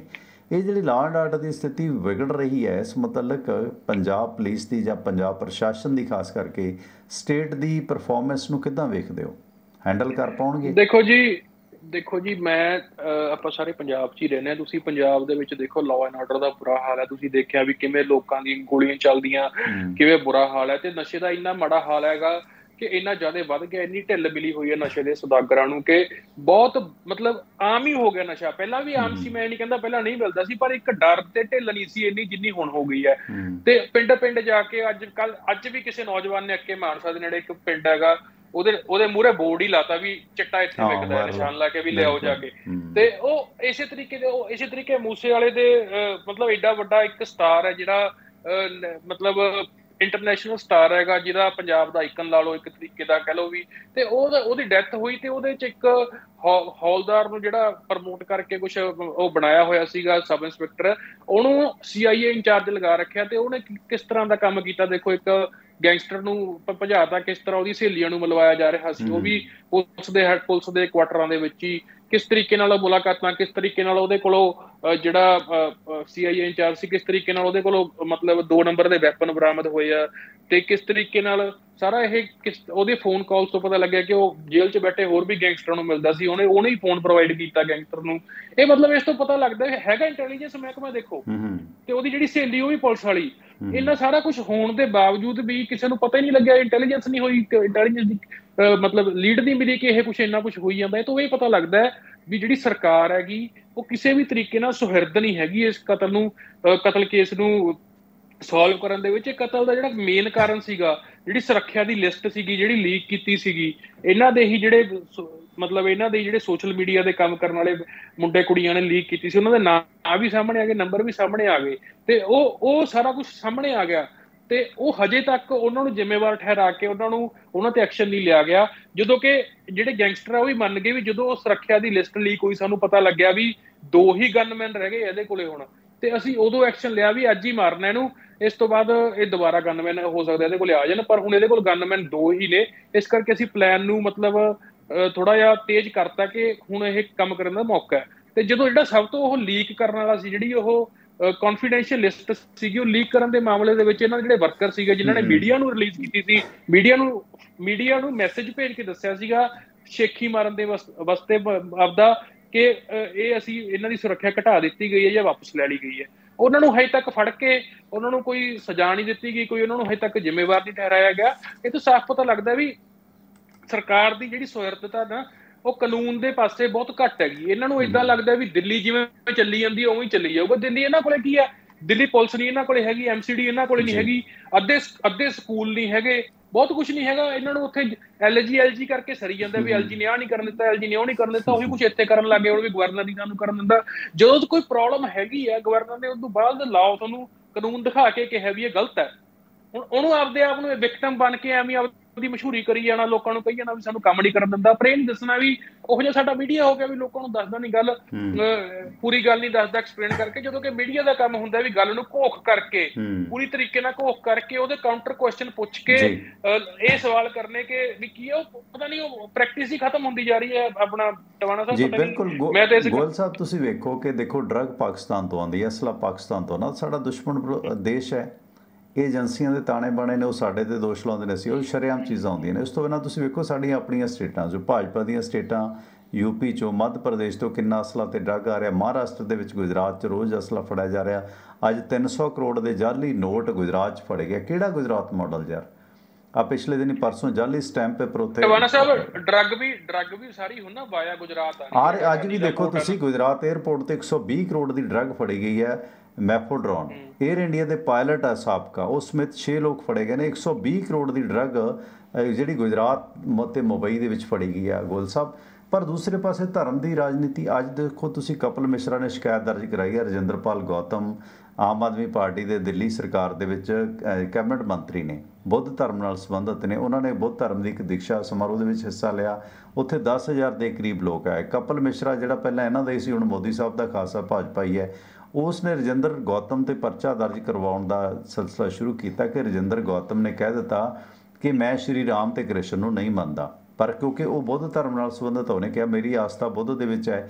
ਹੁਣ ਡਾਕਟਰ ਅੰਬੇਦਕਰ ਸਾਹਿਬ ਦੇ ਪੜਪੋਤੇ ਰਾਜ ਰਤਨ ਅੰਬੇਦਕਰ ਨੂੰ ਇਹਨਾਂ ਨੇ ਦੁਬਾਰਾ ਦੀਕਸ਼ਾ ਕਰਾਈ ਹੈ ਉਸ ਸਮਾਗਮ ਦੇ ਵਿੱਚ, ਜਿੱਥੇ ਰਜਿੰਦਰ ਗੌਤਮ ਵੀ ਸੀਗਾ। ਹੁਣ ਜਿਹੜਾ RSS ਜਾਂ ਇਸ ਤੋਂ ਪੀੜਤ ਜਿਹੜਾ ਵਰਗ ਹੈ, ਜਾਂ SC ST ਜਿਹੜਾ ਵਰਗ ਹੈ, ਉਸ 'ਤੇ ਡੋਰੇ ਇਹ ਡਾਲ ਰਹੇ ਨੇ। ਉੱਦਾਂ ਕੇਜਰੀਵਾਲ ਸਾਹਿਬ ਕਹਿੰਦੇ ਅਸੀਂ ਧਰਮ ਦੀ ਸਿਆਸਤ ਨਹੀਂ ਕਰਦੇ। ਜਦੋਂ ਸ਼ਾਹੀ ਇਮਾਮ ਨੇ ਇਹਨਾਂ ਨੂੰ ਮਦਦ ਦੀ ਗੱਲ ਕੀਤੀ ਦਿੱਲੀ 'ਚ, ਤਾਂ ਅਸੀਂ ਕਹਿੰਦਾ ਅਸੀਂ ਜੀ ਧਰਮ ਦੀ ਰਾਜਨੀਤੀ ਨਹੀਂ ਕਰਦੇ। ਪਰ ਜਿਹੜਾ ਨਿਰੰਕਾਰੀ ਹਰਦੇਵ ਸਿੰਘ ਦੇ ਪੈਰਾਂ 'ਚ ਸਾਰੀ ਸਰਕਾਰ ਰੱਖ ਰਹੇ ਸੀ। ਇਹ ਜਿਹੜਾ ਹਾਲੀਆ ਸਿਲਸਿਲਾ ਹੋਇਆ ਕਿ ਬੁੱਧ ਧਰਮ ਦੇ ਦੀਕਸ਼ਾ ਸਮਾਰੋਹ ਦੇ ਵਿੱਚ UP ਸਰਕਾਰ ਆਮ ਆਦਮੀ ਪਾਰਟੀ ਦਿੱਲੀ ਸਰਕਾਰ ਦੇ ਇੱਕ ਮੰਤਰੀ ਦਾ ਉੱਥੇ ਸ਼ਾਮਲ ਹੋਣਾ, ਤੇ ਉਸ ਦੇ ਉੱਤੇ ਉਹ ਕਹਿੰਦਾ ਮੈਂ ਬੁੱਧ ਧਰਮ 'ਚ ਆਸਥਾ ਰੱਖਦਾ, ਮੈਨੂੰ ਕੋਈ ਜ਼ਰੂਰੀ ਥੋੜ੍ਹਾ ਮੈਂ ਸ਼੍ਰੀ ਰਾਮ ਜਾਂ ਕ੍ਰਿਸ਼ਨ ਨੂੰ ਮੰਨਣਾ ਵੱਖਰੀ ਚੀਜ਼ ਹੈ, ਉਹਦਾ ਸਤਿਕਾਰ ਕਰਨਾ ਉਹਨਾਂ ਨੇ ਰਿਜੈਕਟ ਥੋੜ੍ਹੀ ਕੀਤਾ। ਉਸ ਨੂੰ ਲੈ ਕੇ ਉਹੀ ਮਤਲਬ ਹਿੰਦੂਤਵ ਦੀ ਲੜਾਈ, ਕਦੇ ਬੁੱਧਿਜ਼ਮ ਦੀ ਲੜਾਈ, ਜਾਣੀ ਲੌਬਿੰਗ ਹੋ ਰਹੀ ਹੈ। ਕਿਉਂਕਿ ਬਹੁਤ ਸਾਰਾ ਗਰੀਬ ਵਰਗ ਉਹ ਬੁੱਧਿਜ਼ਮ ਨਾਲ ਵੀ ਸੰਬੰਧਿਤ ਹੈ, ਕਿਉਂਕਿ ਉੱਥੇ ਡਾਕਟਰ ਅੰਬੇਦਕਰ ਸਾਹਿਬ ਹੋਰੇ ਵੀ ਬਾਗੀ ਹੋਏ ਸੀ, ਉਹਨਾਂ ਦੇ ਪੜਪੋਤਰੇ ਨੇ ਉੱਥੇ ਦੁਬਾਰਾ ਦੀਕਸ਼ਾ ਲਈ ਹੈ। ਇਹ ਜਿਹੜੀ ਧਰਮ ਦਾ ਟ੍ਰਾਇੰਗਲ ਚੱਲ ਰਿਹਾ ਹੈ ਰਾਈਟ ਵਿੰਗ ਦਾ, ਕਿਵੇਂ ਵੇਖਦੇ ਹੋ ਇਸ ਨੂੰ? ਜੀ ਦੇਖੋ ਜੀ, ਇਹਦੇ 'ਚ ਕੋਈ ਸ਼ੱਕ ਨਹੀਂ ਵੀ ਇਹ ਗੱਲ ਬਿਲਕੁਲ ਗਲਤ ਹੈ ਕਿ ਜਿਹੜਾ ਅਰਵਿੰਦ ਕੇਜਰੀਵਾਲ ਹੈ ਜਾਂ ਆਮ ਆਦਮੀ ਪਾਰਟੀ ਧਰਮ ਦੀ ਰਾਜਨੀਤੀ ਨਹੀਂ ਕਰਦੇ। ਮੈਨੂੰ ਇਹ ਦੱਸੋ ਵੀ ਇਹਨਾਂ ਨੇ ਧਰਮ ਦੀ ਰਾਜਨੀਤੀ ਕੀਤੀ ਕਿੱਥੇ ਨਹੀਂ? ਪੰਜਾਬ ਦੇ ਵਿੱਚ ਇਹ ਗੱਲ ਨਹੀਂ ਕਦੇ ਹੋਈ ਸੀ ਕਿ ਮੁੱਖ ਮੰਤਰੀ ਸਿੱਖ ਹੋਣਾ ਚਾਹੀਦਾ ਜਾਂ ਕੋਈ ਹਿੰਦੂ ਹੋਣਾ ਚਾਹੀਦਾ। ਉਹ ਗੱਲ ਇਹਨਾਂ ਨੇ ਤੋਰੀ। ਉਸ ਤੋਂ ਬਾਅਦ ਇਹ ਖਾਸ ਕਰਕੇ ਜਿਹੜੇ ਮੁਸਲਿਮ ਇਸ਼ੂਜ਼ ਨੇ ਉਹਨਾਂ ਤੇ ਨਹੀਂ ਬੋਲਦੇ। ਬਿਲਕਿਸ ਬਾਨੋ ਵਾਲਾ ਕੇਸ ਹੋਇਆ ਉਹਦੇ ਤੇ ਨਹੀਂ ਬੋਲਦੇ। ਉਸ ਤੋਂ ਬਾਅਦ ਜਦੋਂ ਕੋਈ ਇੱਕ ਪਤਾ ਨਹੀਂ ਕਿਹਨੇ ਮਨੀਸ਼ ਸਿਸੋਦੀਆ ਨੂੰ ਕੁਝ ਕੁਐਸਚਨ ਕੀਤਾ ਸੀਗਾ, ਇਹਨਾਂ ਨੇ ਕਿਹਾ ਸੀ ਕਿ ਮਨੀਸ਼ ਸਿਸੋਦੀਆ ਜੀ ਤਾਂ ਕੁਛ ਪਤਾ ਨਹੀਂ ਸ਼ਾਇਦ ਸ਼ਿਵਾਜੀ ਦੇ ਵੰਸ਼ਜ ਨੇ, ਕੁਛ ਰਾਜਪੂਤ ਨੇ, ਤੁਸੀਂ ਉਹਨਾਂ ਨੂੰ ਕੱਟੜ ਹਿੰਦੂਆਂ ਨੂੰ ਕਿਉਂ ਕੱਟੜ ਹਿੰਦੂ ਨੂੰ ਬੋਲ ਕੇ ਤੁਸੀਂ ਕਿੱਥੇ ਜਾਓਗੇ? ਉਹ ਉਦਾਂ ਹੀ ਇਹ ਜਿੱਦਾਂ ਮਤਲਬ ਪਰ ਜਿੱਦਾਂ ਇਹਨਾਂ ਨੇ ਦਿੱਲੀ ਦੇ ਵਿੱਚ ਕੋਈ ਪੂਜਾ ਕਰਾ ਲਈ, ਉਹ ਤੇ ਕਰੋੜਾਂ ਰੁਪਏ ਖਰਚਤਾ। ਉਸੇ ਤਰੀਕੇ ਨਾਲ ਮਤਲਬ ਇੱਕ ਸੌਫਟ ਹਿੰਦੂਤਵਾ ਦੇ ਨਾਂ ਤੇ ਚੱਲ ਰਿਹਾ ਪਿਆ ਹੈਗਾ। ਉਹੀ ਸਿਸਟਮ ਹੈਗਾ ਜਿਹੜਾ ਮੋਦੀ ਸਾਹਿਬ ਕਰਦੇ ਪਏ ਆ। ਬਸ ਉਹ ਥੋੜਾ ਜਿਹਾ ਹਜੇ ਇੰਟੈਂਸੀਫਾਈ ਉਹਨਾਂ ਨਹੀਂ ਹੋਇਆ ਜਿੱਦਾਂ ਇਹ ਉਹਨਾਂ ਨੇ ਕਰ ਦਿੱਤਾ ਹੈਗਾ। ਇਹ ਕਿਤੇ ਉਹਨਾਂ ਨਾਲੋਂ ਘੱਟ ਨਹੀਂ ਲੱਗਦੇ ਮੈਨੂੰ ਇਸ ਮਸਲੇ ਦੇ ਵਿੱਚ ਵੀ। ਜਾਂਦੇ ਜਿਸ ਤਰ੍ਹਾਂ ਤੁਹਾਡੇ ਉਸ ਤੋਂ ਹੀ ਗੱਲ ਸ਼ੁਰੂ ਕੀਤੀ ਸੀ ਟਵਿੱਟਰ ਤੋਂ, ਜਾਂ ਤੁਹਾਡੀ ਜਿਹੜੇ ਨਵੇਂ ਬੱਚੇ ਨੇ ਉਹ ਹਿੰਦੂ ਸਿੱਖ ਮੁਸਲਮਾਨ ਮਜ਼ਹਬਾਂ ਦੀਆਂ ਜਿਹੜੀਆਂ ਕੱਟੜ ਦੁਆਰਾ ਤੇ ਉਹਨਾਂ ਉਹ ਤੋਂ ਉੱਪਰ ਨੇ, ਉਹ ਵਧੀਆ ਰਲ ਮਿਲ ਕੇ ਰਹਿੰਦੇ ਨੇ, ਇੰਟਰਕਾਸਟ ਮੈਰਿਜਸ ਹੋ ਰਹੀਆਂ ਨੇ। ਪਰ ਇਸ ਦੌਰਾਨ ਇੱਕ ਤੁਹਾਡੇ ਇੰਟਰਸਟ ਦੀ ਖਬਰ ਹੈ ਕਿ ਜਿਹੜੀਆਂ ਬਹੁਤ ਸਾਰੀਆਂ ਡੇਟਿੰਗ ਐਪਸ ਨੇ ਜਿਨ੍ਹਾਂ 'ਤੇ ਮਤਲਬ ਚੋਰੀ ਦਾ ਗੁੜ ਖਾਣ ਦਾ ਸਿਲਸਿਲਾ ਜ਼ਿਆਦਾ, ਕਿ ਵਿਆਹ ਤੋਂ ਬਾਹਰ ਦੇ ਸੰਬੰਧ ਮਤਲਬ ਦੁਨੀਆ ਦਾ ਤੀਜਾ ਵੱਡਾ ਦੇਸ਼ ਬਣਾ ਸਕਦੇ ਨੇ ਇਹ ਜਿਹੜੇ ਮਤਲਬ ਇਲੀਗਲ ਰਿਲੇਸ਼ਨ ਵਾਲੇ। ਹੁਣ ਤਾਂ ਟਰੈਂਡ ਸੈੱਟ ਹੋ ਗਏ। ਈਵਨ ਕਪਤਾਨ ਸਾਹਿਬ ਦਾ, ਉਸ ਤੋਂ ਬਾਅਦ ਜਿਹੜਾ CM ਸਾਹਿਬ ਨੇ ਦੁਬਾਰਾ ਮੈਰਿਜ ਕਰਾਈ ਹੈ, ਚਲੋ ਠੀਕ ਹੈ। ਜਾਣੀ ਉਹ ਜਿਹੜੇ ਵਿਆਹੁਤਾ ਰਿਸ਼ਤੇ ਨੇ 7 ਜਨਮ ਦੇ ਰਿਸ਼ਤੇ ਉਹ ਟੁੱਟ ਰਹੇ ਨੇ, ਬੇਵਫਾਈਆਂ ਵੱਧ ਰਹੀਆਂ ਨੇ। ਹਾਲਾਂਕਿ ਇਹਨਾਂ ਮਤਲਬ ਜਿਹੜੇ ਡੇਟਿੰਗ ਐਪਸ 'ਤੇ ਲੋਕ ਨੇ, ਤੁਸੀਂ ਬਿਹਤਰ ਜਾਣਦੇ ਹੋ ਕਿ 33 ਕਰੋੜ ਤੋਂ ਜ਼ਿਆਦਾ ਲੋਕ ਡੇਟਿੰਗ ਐਪਸ 'ਤੇ ਆ ਗਏ ਜਿਹੜੇ ਵਿਆਹ ਤੋਂ ਬਾਹਰਲੇ ਸੰਬੰਧ ਆਪਸ 'ਚ ਮਿਲਦੇ ਨੇ। ਲੋਕ ਮੀਆਂ ਬੀਵੀ ਰਾਜੀ, ਉਹ ਬਾਅਦ ਦੀਆਂ ਗੱਲਾਂ ਨੇ। ਤੀਜੀ ਨਾਲ ਮਤਲਬ ਘਰ ਵਾਲੀ ਤੇ ਬਾਹਰ ਵਾਲੀ, ਉਹ ਸਿਲਸਿਲਾ ਜ਼ਿਆਦਾ ਵੱਧ ਗਿਆ। 33 ਕਰੋੜ ਲੋਕ ਦੁਨੀਆ ਭਰ 'ਚ ਡੇਟਿੰਗ ਐਪ ਦਾ ਇਸਤੇਮਾਲ ਕਰ ਰਹੇ ਨੇ। 25% ਭਾਰਤੀਆਂ ਦੀ ਆਬਾਦੀ ਦੇ ਬਰਾਬਰ ਇਹ ਜਿਹੜਾ ਤਕਰੀਬਨ ਹੈ 191 ਦੇਸ਼ਾਂ ਤੋਂ ਵੱਧ ਇਹ ਵੱਡਾ ਹੈ, ਮਤਲਬ ਤੀਜਾ ਵੱਡਾ ਮੁਲਕ ਇਹਨਾਂ ਦਾ, ਅਮਰੀਕਾ ਤੋਂ ਉੱਪਰ ਨੇ ਇਹ। ਅਤੇ ਆਉਣ ਵਾਲੇ ਦਿਨਾਂ 'ਚ 43 ਕਰੋੜ ਨੂੰ ਟੱਪ ਜਾਣੇ ਨੇ ਮਤਲਬ ਡੇਟਿੰਗ ਵਾਲੀਆਂ ਐਪਸ ਦੇ ਫਾਲੋਅਰ, ਜਾਣੀ ਬਾਹਰ ਚੋਰੀ ਦਾ ਗੁੜ ਖਾਣ ਵਾਲੇ। ਕੀ ਵੇਖਦੇ ਹੋ ਇਸ ਸਿਲਸਿਲੇ ਜੋ ਟਰੈਂਡ ਚੇਂਜ ਹੋ ਰਹੇ ਨੇ? ਮੈਂ ਤਾਂ ਜੀ ਟਰੈਂਡ ਦੇਖੋ ਜੀ, ਲੋਕਾਂ ਦੀ ਚੋਇਸ ਹੈ। ਜੇ ਤੁਹਾਨੂੰ ਤੁਹਾਡੀ ਕੰਟਰੀ ਦਾ ਜਿਹੜਾ ਲਾਅ ਹੈਗਾ ਉਹ ਆਗਿਆ ਦਿੰਦਾ ਹੈ ਕਿਸੇ ਤਰੀਕੇ ਦੀ, ਤਾਂ ਤੁਸੀਂ ਕਰੋ। ਪਰ ਮੈਂ ਇੱਕੋ ਹੀ ਚੀਜ਼ ਇਸ ਤੇ ਕਹਿਣਾ ਚਾਹੂੰਗਾ ਵੀ ਬਚ ਕੇ ਕਰੋ ਜੇ ਕੁਝ ਕਰਦੇ ਵੀ ਹੋ, ਕਿਉਂਕਿ ਇਸ ਚੀਜ਼ ਦੇ ਡੇਟਿੰਗ ਦੇ ਨਾਂ ਤੇ ਜਿੰਨੀਆਂ ਡੇਟਿੰਗ ਐਪਸ ਨੇਗੀਆਂ ਉਹ ਜ਼ਿਆਦਾਤਰ ਧੋਖਾਧੜੀ ਜ਼ਿਆਦਾ ਹੋ ਰਹੀ ਹੈ। ਬਹੁਤ ਲੋਕ ਲੁੱਟੇ ਜਾ ਰਹੇ ਨੇ ਇਹਦੇ ਵਿੱਚ। ਤੁਹਾਨੂੰ ਜਿਹੜੇ ਤੁਸੀਂ ਇਹਦੇ 'ਚ ਇਹ ਭਾਲਦੇ ਹੋ ਵੀ ਤੁਹਾਨੂੰ ਕੋਈ ਪਾਰਟਨਰ ਮਿਲੇ ਜਾਂ ਤੁਹਾਨੂੰ ਕੋਈ ਐਕਸਟਰਾ ਮੈਰਿਟਲ ਅਫੇਅਰ ਹੈ, ਉਹ ਤੁਹਾਡੀ ਚੋਇਸ ਹੈ। ਤੁਸੀਂ ਲਾਈਫ ਦੇਖਣੀ ਆਪਦੀ ਕਿਵੇਂ, ਗਲਤ ਹੈ ਉਹਨੂੰ ਸਹੀ ਹੈ, ਉਹ ਤੁਸੀਂ ਡਿਸਾਈਡ ਕਰਨਾ। ਕਿਉਂਕਿ ਜੇ ਉਹ ਕਾਨੂੰਨ ਦੇ ਅਨੁਸਾਰ ਤੁਹਾਡੀ ਕੰਟਰੀ ਦੇ ਵਿੱਚ ਸਹੀ ਹੈ ਤੇ ਸਹੀ ਹੈ, ਤੇ ਜਿਵੇਂ ਤੁਹਾਨੂੰ ਲੱਗਦਾ ਤੁਸੀਂ ਤੁਹਾਡੀ ਚੋਇਸ ਹੈ, ਤੁਸੀਂ ਦੇਖਣਾ। ਪਰ ਉਹਦੇ 'ਚ ਵੀਡੀਓ ਬਣਾ ਗੱਲ ਕਰਦਾ ਹਾਂ, ਉਹਦੇ 'ਚ ਕੀ ਹੋ ਰਿਹਾ ਜੀ ਇਹਦੇ ਨਾਂ ਤੇ? ਜਿੱਦਾਂ ਹੁਣ ਕਈ ਫਸਾਉਂਦੇ ਵੀ ਆ, ਜਿੱਦਾਂ ਦੂਜੇ ਤੀਜੇ ਦਿਨ ਮੇਰੇ ਫੋਨ ਤੇ ਵੀ ਕਿਸੇ ਨਾ ਕਿਸੇ ਅਨਨੋਨ ਨੰਬਰ ਤੋਂ ਮੈਸੇਜ ਆ ਜਾਂਦਾ ਕਿ ਮੈਂ ਫਲਾਣੀ ਬੋਲ ਰਹੀ ਹਾਂ ਫਲਾਣੀ, ਤੇ ਉਹ ਸਿੱਧਾ ਹੀ ਉਹਨਾਂ ਨੇ ਗੱਲ ਕਰਨੀ ਹੈ ਵੀ ਤੁਸੀਂ ਵੀਡੀਓ ਕਾਲ ਕਰੋਗੇ। ਉਹਦੇ 'ਚ ਕੀ ਹੈ ਵੀ ਹੁਣ ਜਿਹੜੇ ਲੋਕ ਹੁਣ ਸਾਨੂੰ ਤੇ ਪਤਾ ਸੀ ਤੇ ਇਹ ਇੰਟਰਨੈਟ ਦੀ ਪੜ੍ਹਾਈ ਕੀਤੀ ਹੈ, ਸਾਰਾ ਦਿਨ ਵਿਚਰਦੇ ਆ ਵੀ ਇਹ ਤੇ ਕੀ ਹੋਣਾ। ਉਹ ਜਿਹੜੇ ਹੁਣ ਮੰਨ ਲਓ ਕੋਈ ਦੁਕਾਨਦਾਰ ਹੈ ਜਾਂ ਕੋਈ ਆਪਣਾ ਕੋਈ ਪਿੰਡ ਦਾ ਜਿਹੜਾ ਕੋਈ ਜਿਹਨੂੰ ਕੋਈ ਇੰਨੀ ਜ਼ਿਆਦਾ ਅਵੇਅਰਨੈਸ ਨਹੀਂ, ਕੋਈ ਸ਼ਹਿਰ ਦੇ ਵਿੱਚ ਵੀ ਬੈਠਾ ਜਿਹਨੂੰ ਕੋਈ ਇੰਨੀ ਜ਼ਿਆਦਾ ਅਵੇਅਰਨੈਸ ਨਹੀਂ, ਜਾਂ ਕੋਈ ਬਜ਼ੁਰਗ ਹੈ ਉਮਰ ਦਾ, ਉਹ ਕੋਈ ਬੰਦੇ ਕਰ ਲੈਂਦੇ ਆ ਵੀ ਭਾਈ ਕਰ ਲਓ ਕਾਲ। ਉਹ ਫਿਰ ਕੀ ਕਰਦੇ, ਸਾਹਮਣੇ ਵੀਡੀਓ ਚਲਾ ਕੇ ਨਾਲ ਤੁਹਾਡੀ ਵੀਡੀਓ ਲੜਨਗੇ, ਨਾਲ ਉਹਦੀ ਸਕਰੀਨ ਰਿਕਾਰਡਿੰਗ ਕਰਕੇ ਉਸ ਤੋਂ ਬਾਅਦ ਤੁਹਾਡੇ ਤੋਂ ਫਿਰ ਪੈਸਿਆਂ ਦੀ ਮੰਗ ਕਰਨ ਲੱਗ ਜਾਂਦੇ ਕਿ ਆਹ ਦੇਖੋ ਜੀ ਫਲਾਣਾ ਬੰਦਾ ਨਿਊਡ ਦੇ ਨਾਲ ਗੱਲਾਂ ਕਰਦਾ ਸੀ ਤੇ ਇਹਦੀ ਇਹ ਕਰੈਕਟਰ ਹੈਗਾ। ਉਹ ਕਹਿੰਦੇ ਫਿਰ ਅਸੀਂ ਤੁਹਾਡੀ ਫੇਸਬੁੱਕ ਤੇ ਸ਼ੇਅਰ ਕਰਾਂਗੇ ਤੁਹਾਨੂੰ, ਅਸੀਂ ਫਿਰ ਉਹ ਕਹਿੰਦੇ ਆ ਵੀ ਤੁਹਾਨੂੰ ਅਸੀਂ ਥਾਣੇ 'ਚ ਕਰਾਂਗੇ, ਬਲੈਕਮੇਲਿੰਗ ਕਰਨ ਲੱਗ ਜਾਂਦੇ ਆ। ਤੇ ਪਲੱਸ ਇਹਦੇ 'ਚ ਹੋਰ ਵੀ ਗੱਲਾਂ ਹੋਈਆਂ ਨੇ, ਕਈ ਇਹੋ ਜਿਹੇ ਕੇਸ ਆਏ ਆ ਜਿਹਦੇ 'ਚ ਜਿੱਦਾਂ ਬਜ਼ੁਰਗ ਵੀ ਲੁੱਟੇ ਗਏ ਆ, ਜਿੱਦਾਂ ਬਜ਼ੁਰਗ ਕੋਈ ਡੇਟਿੰਗ ਮਤਲਬ ਐਪਸ ਤੇ ਕਿੰਨੀਆਂ ਖਬਰਾਂ ਆਉਂਦੀਆਂ ਵੀ, ਪਿੱਛੇ ਖਬਰ ਸੁਣੀ ਸੀ ਕਿ ਇੱਕ ਕੁੜੀ ਨੇ ਬਜ਼ੁਰਗ ਦੀ ਸਾਰੀ ਉਹਦੀ ਜਿੱਦਾਂ ਪੈਨਸ਼ਨ ਮਿਲੀ ਆ, ਉਸ ਤੋਂ ਬਾਅਦ ਜਿਹੜੀ ਪੈਨਸ਼ਨ ਦਾ ਪੈਸਾ ਉਹਨੂੰ ਏਦਾਂ ਡੇਟਿੰਗ ਐਪ ਜਾਂ ਕਹਿ ਲਓ ਵੀ ਸੋਸ਼ਲ ਮੀਡੀਆ ਐਪ ਤੇ ਫਸਾ ਕੇ ਏਦਾਂ ਹੀ ਟਰਾਂਸਫਰ ਕਰਕੇ ਉਹ 60 ਲੱਖ ਰੁਪਈਆ ਜਿਹੜਾ ਆਪਦੇ ਖਾਤੇ ਦੇ ਵਿੱਚ ਟਰਾਂਸਫਰ ਕਰ ਲਿਆ। ਤੇ ਉਸ ਤੋਂ ਬਾਅਦ ਉਹਨੇ ਪੁਲਿਸ ਦੇ ਵਿੱਚ ਰਿਪੋਰਟ ਲਗਾਈ। ਜਦੋਂ ਉਹਦਾ ਪੈਸੇ ਟਰਾਂਸਫਰ ਹੋ ਗਏ ਉਦੋਂ ਉਹਦੀਆਂ ਅੱਖਾਂ ਖੁੱਲੀਆਂ ਵੀ ਹਾਂ ਇਹ ਤਾਂ ਲੁੱਟਿਆ ਗਿਆ। ਇਸ ਤਰੀਕੇ ਮੈਂ ਇਹੀ ਕਹਿਣਾ ਚਾਹੁੰਦਾ ਵੀ ਜਿਹੜੀ ਡੇਟਿੰਗ ਐਪਸ ਨੇਗੀਆਂ ਜਾਂ ਹੋਰ ਹੈ, ਇੱਥੇ ਠੀਕ ਹੈ ਤੁਸੀਂ ਕਰਨਾ ਨਹੀਂ ਕਰਨਾ ਤੁਸੀਂ ਡਿਸਾਈਡ ਕਰਨਾ, ਪਰ ਇੱਥੇ ਤੁਹਾਨੂੰ ਇੱਥੇ ਵੀ ਧਿਆਨ ਦੇਣ ਦੀ ਲੋੜ ਹੈ। ਇੱਥੇ ਵੀ ਅੱਖਾਂ ਮੀਚ ਕੇ ਤੁਹਾਨੂੰ ਕੁਝ ਕਰਨ ਦੀ ਲੋੜ ਨਹੀਂ, ਕਿਉਂਕਿ ਅਕਸਰ ਤੁਸੀਂ ਬਲੈਕਮੇਲ ਸਰਕਾਰਾਂ ਦੇ ਗੋਲ ਸਾਹਿਬ ਕੀ ਇਹਦੇ 'ਚ, ਜਿਵੇਂ ਹੁਣ ਤੁਸੀਂ ਵੇਖੋ ਕਿ 900 ਤੋਂ ਵੱਧ ਬੰਦਿਆਂ ਤੇ ਪਰਚੇ ਨੇ ਜਿਹੜਾ ਅਸ਼ਲੀਲ ਕੰਟੈਂਟ ਜਾਂ ਜਿਹੜਾ ਚਾਈਲਡ ਪੋਰਨ ਵੀਡੀਓ ਖੋਲ੍ਹਣ ਦੇ। ਕੀ ਤੁਹਾਨੂੰ ਲੱਗਦਾ ਹੈ ਕਿ ਪੁਲਿਸ ਦੇ ਸਿਸਟਮ ਦੇ ਵਿੱਚ ਜਾਂ ਇੰਡੀਆ ਦੇ ਜਿਹੜਾ ਇਲੈਕਟ੍ਰੋਨਿਕਸ ਮੀਡੀਆ ਇਸ 'ਤੇ ਲਾਅ ਦੇ ਵਿੱਚ ਕੋਈ ਤਰਮੀਮਾਂ ਦੀ ਜਾਂ ਪੁਲਿਸ ਨੂੰ ਜ਼ਿਆਦਾ ਸਾਈਬਰ ਸੈੱਲ ਸਟਰੋਂਗ ਕਰਨ ਦੀ ਜ਼ਰੂਰਤ ਹੈ? ਬਿਲਕੁਲ ਜੀ, ਸਾਈਬਰ ਸੈੱਲ ਤਾਂ ਬਹੁਤ ਵੱਡੇ ਤਰੀਕੇ ਦੇ ਸਾਈਬਰ ਸੈੱਲ ਤਾਂ ਜਿਹੜੇ ਸਟਰੋਂਗ ਕਰਨ ਦੀ ਲੋੜ ਹੈ। ਆਪਣੇ ਸਾਈਬਰ ਸੈੱਲ ਬਹੁਤ ਵੀਕ ਨੇ, ਜਾਂ ਕਹਿ ਲਓ ਕੰਮ ਨਹੀਂ ਕਰਦੇ, ਜਾਂ ਕਹਿ ਲਓ ਕੰਮ ਕਰਕੇ ਰਾਜੀ ਨਹੀਂ। ਉਹ ਸਰਕਾਰਾਂ ਦੇ ਕੰਮ ਹੀ ਨਹੀਂ ਮੁੱਕਦੇ, ਉਹਨਾਂ ਤੋਂ ਵਿਚਾਰੇ ਉਹ ਵੀ ਕੀ ਕਰਨ। ਸਰਕਾਰਾਂ ਆਪਣੇ ਕੰਮ ਬਹੁਤ ਥੋੜਾ ਉਹ ਕਰਦੀਆਂ ਨੇ। ਹੁਣ ਜਿੱਦਾਂ ਮੈਂ ਤੁਹਾਨੂੰ ਐਗਜ਼ਾਮਪਲ ਦਿੰਦਾ, ਪੰਜਾਬ ਦੀ ਐਗਜ਼ਾਮਪਲ ਲਾ ਲਓ ਵੀ ਤੁਹਾਡੇ ਰਿਸ਼ਤੇਦਾਰਾਂ ਚੋਂ, ਮੇਰਿਆਂ ਚੋਂ ਜਾਂ ਜਾਣਕਾਰਾਂ ਚੋਂ ਕੋਈ ਨਾ ਕੋਈ ਮਹੀਨੇ ਦੀ ਮਹੀਨੇ ਏਦਾਂ ਆ ਜਾਂਦਾ ਜਿਹੜਾ ਕਹਿੰਦਾ ਵੀ ਸਾਨੂੰ ਫੋਨ ਤੇ ਫੋਨ ਕਰਕੇ ਕਿਸੇ ਨੇ ਫਰੋਡ ਕਰਕੇ ਸਾਡੇ ਅਕਾਊਂਟ ਚੋਂ ਪੈਸੇ ਕੱਢ ਲਏ। ਉਹ ਹੁਣ ਸਾਈਬਰ ਕ੍ਰਾਈਮ ਆ। ਹੁਣ ਉਹ ਸਾਈਬਰ ਕ੍ਰਾਈਮ ਦੇ ਵਿੱਚ ਮੈਂ ਨਹੀਂ ਸੁਣਿਆ ਵੀ ਕੋਈ ਕਿਸੇ ਦਾ ਕੋਈ ਹੱਲ ਹੋ ਗਿਆ ਹੋਵੇ ਜਾਂ ਪੈਸੇ ਮੁੜੇ। ਹੁਣ ਜਦੋਂ ਪ੍ਰਨੀਤ ਕੌਰ ਦੇ ਜਦੋਂ ਕੈਪਟਨ ਸਾਹਿਬ ਦੀ ਸਰਕਾਰ ਸੀ, ਬੀਬੀ ਪ੍ਰਨੀਤ ਕੌਰ ਦੇ ਅਕਾਊਂਟ ਚੋਂ ਕਿਸੇ ਨੇ 24 ਲੱਖ ਰੁਪਈਆ ਏਦਾਂ ਹੀ ਫੋਨ ਕਰਕੇ ਮੂਰਖ ਬਣਾ ਕੇ ਕਰਿਆ।